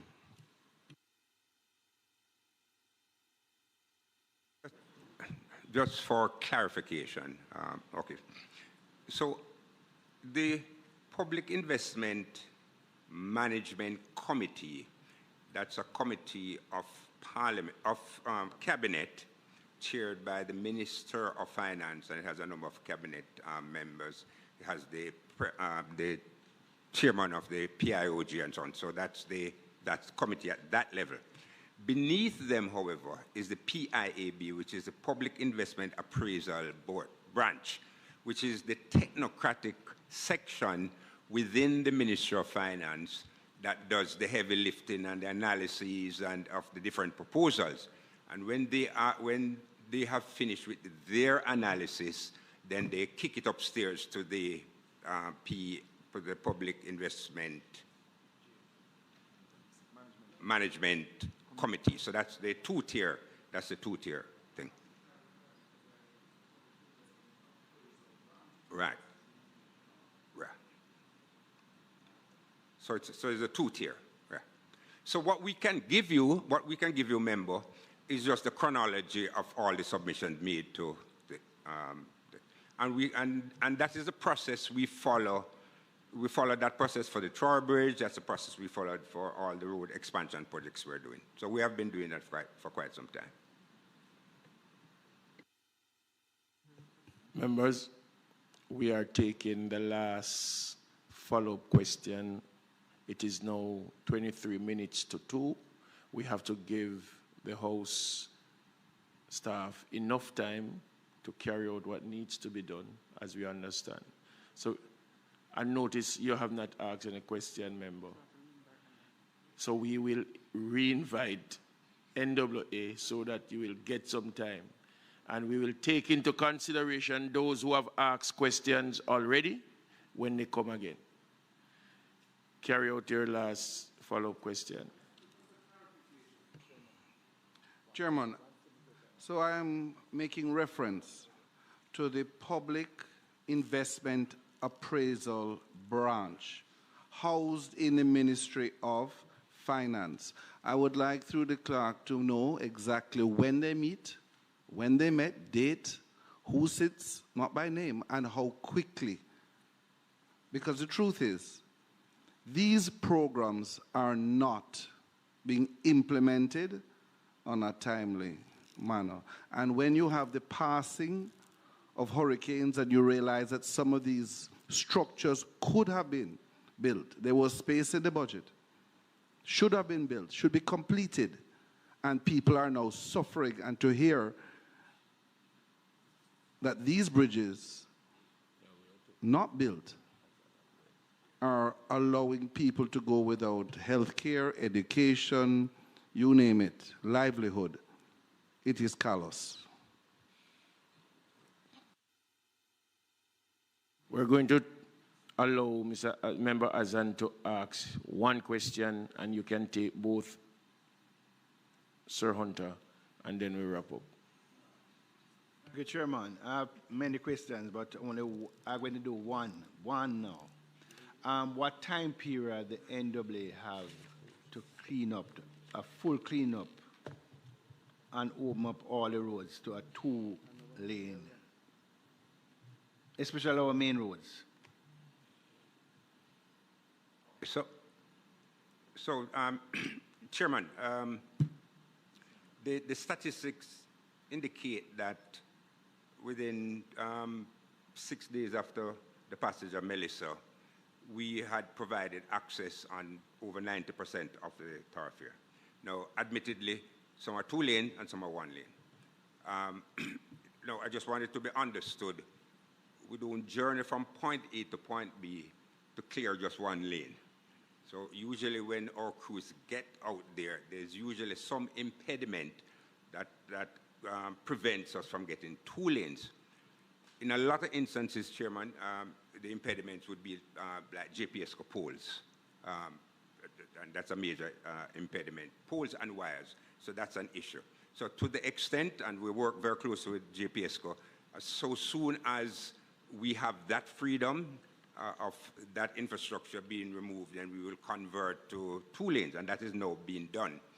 In other instances, the impediment to getting 2 lanes has to do with perhaps just the topography of the area and the potential for a landslide or something like that.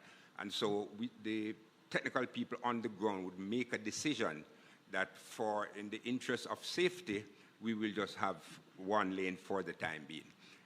But I give you the assurance, member, that right now we have crews working on all the single lanes to convert them into 2 lanes.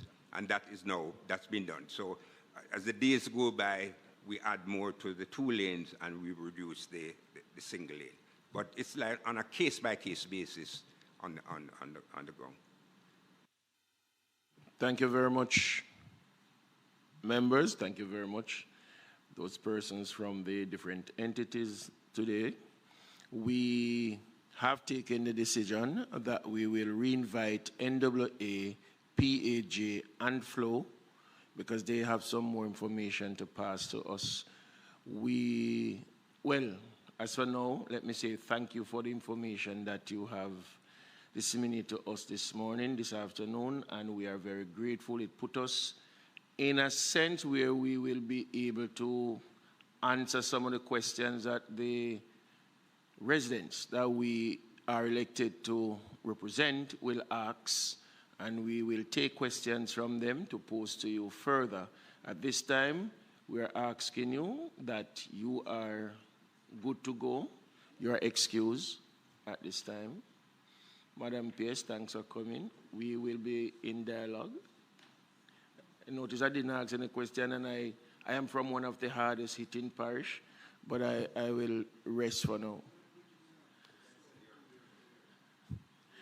I wouldn't tell you. Some members, we are wrapping up now, members.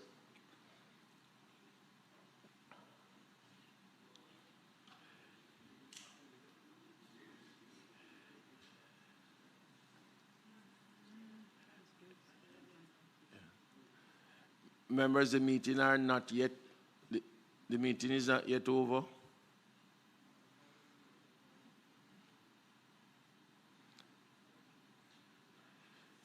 Some members,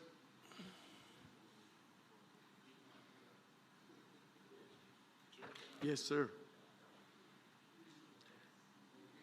So now that we are placed in a position that requires us to ask more questions and to get more information, our next date is looking at the 9th of December.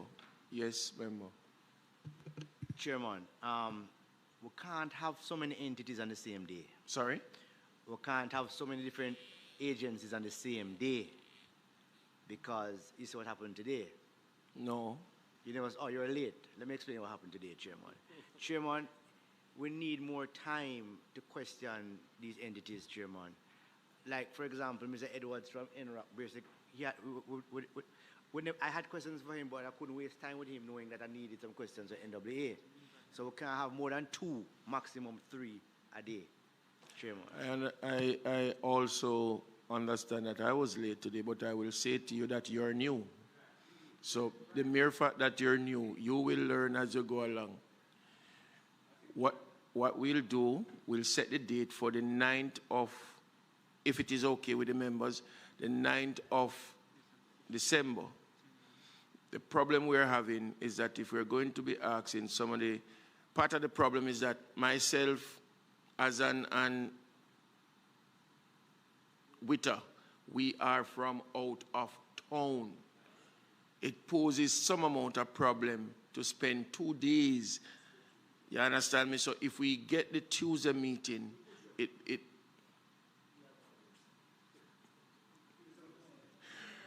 but the ninth is tentative, and if yes, it is a Tuesday. If we use it wisely, then we can have. And what we'll do, yes, we look at the number of entities coming. So what we're looking on now is solid waste, the municipal corporations, and JPSCO, if that is okay with us.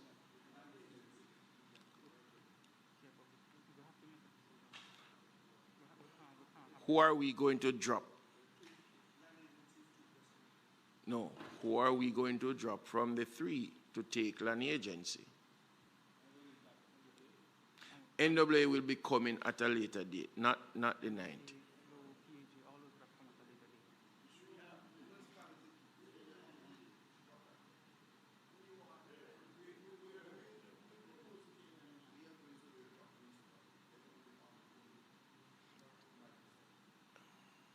So to remove MCs, give MC a date for themselves, NLA, solid waste, and JPSCO for the 9th.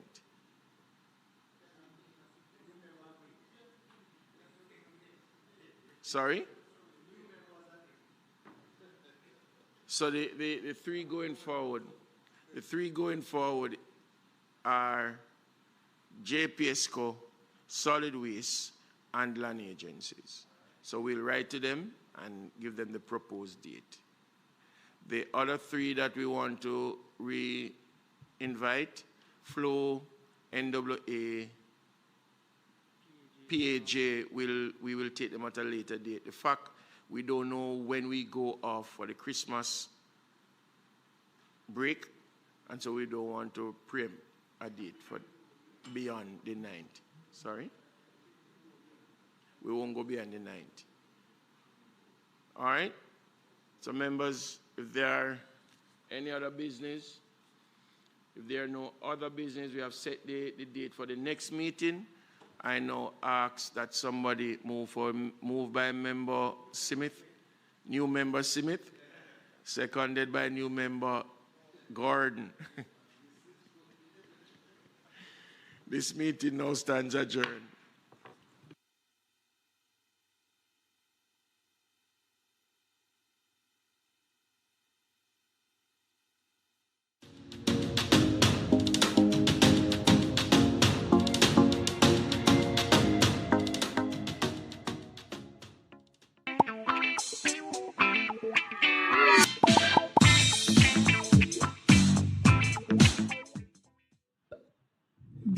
You sure this is okay? Relationships can get complicated. You've avoided seeing me now for almost a year. But you still take my calls. It simply means you're not over me yet. Okay. Some relationships stay complicated. I am done taking it easy, Danny. I've wasted a lot of my time with you.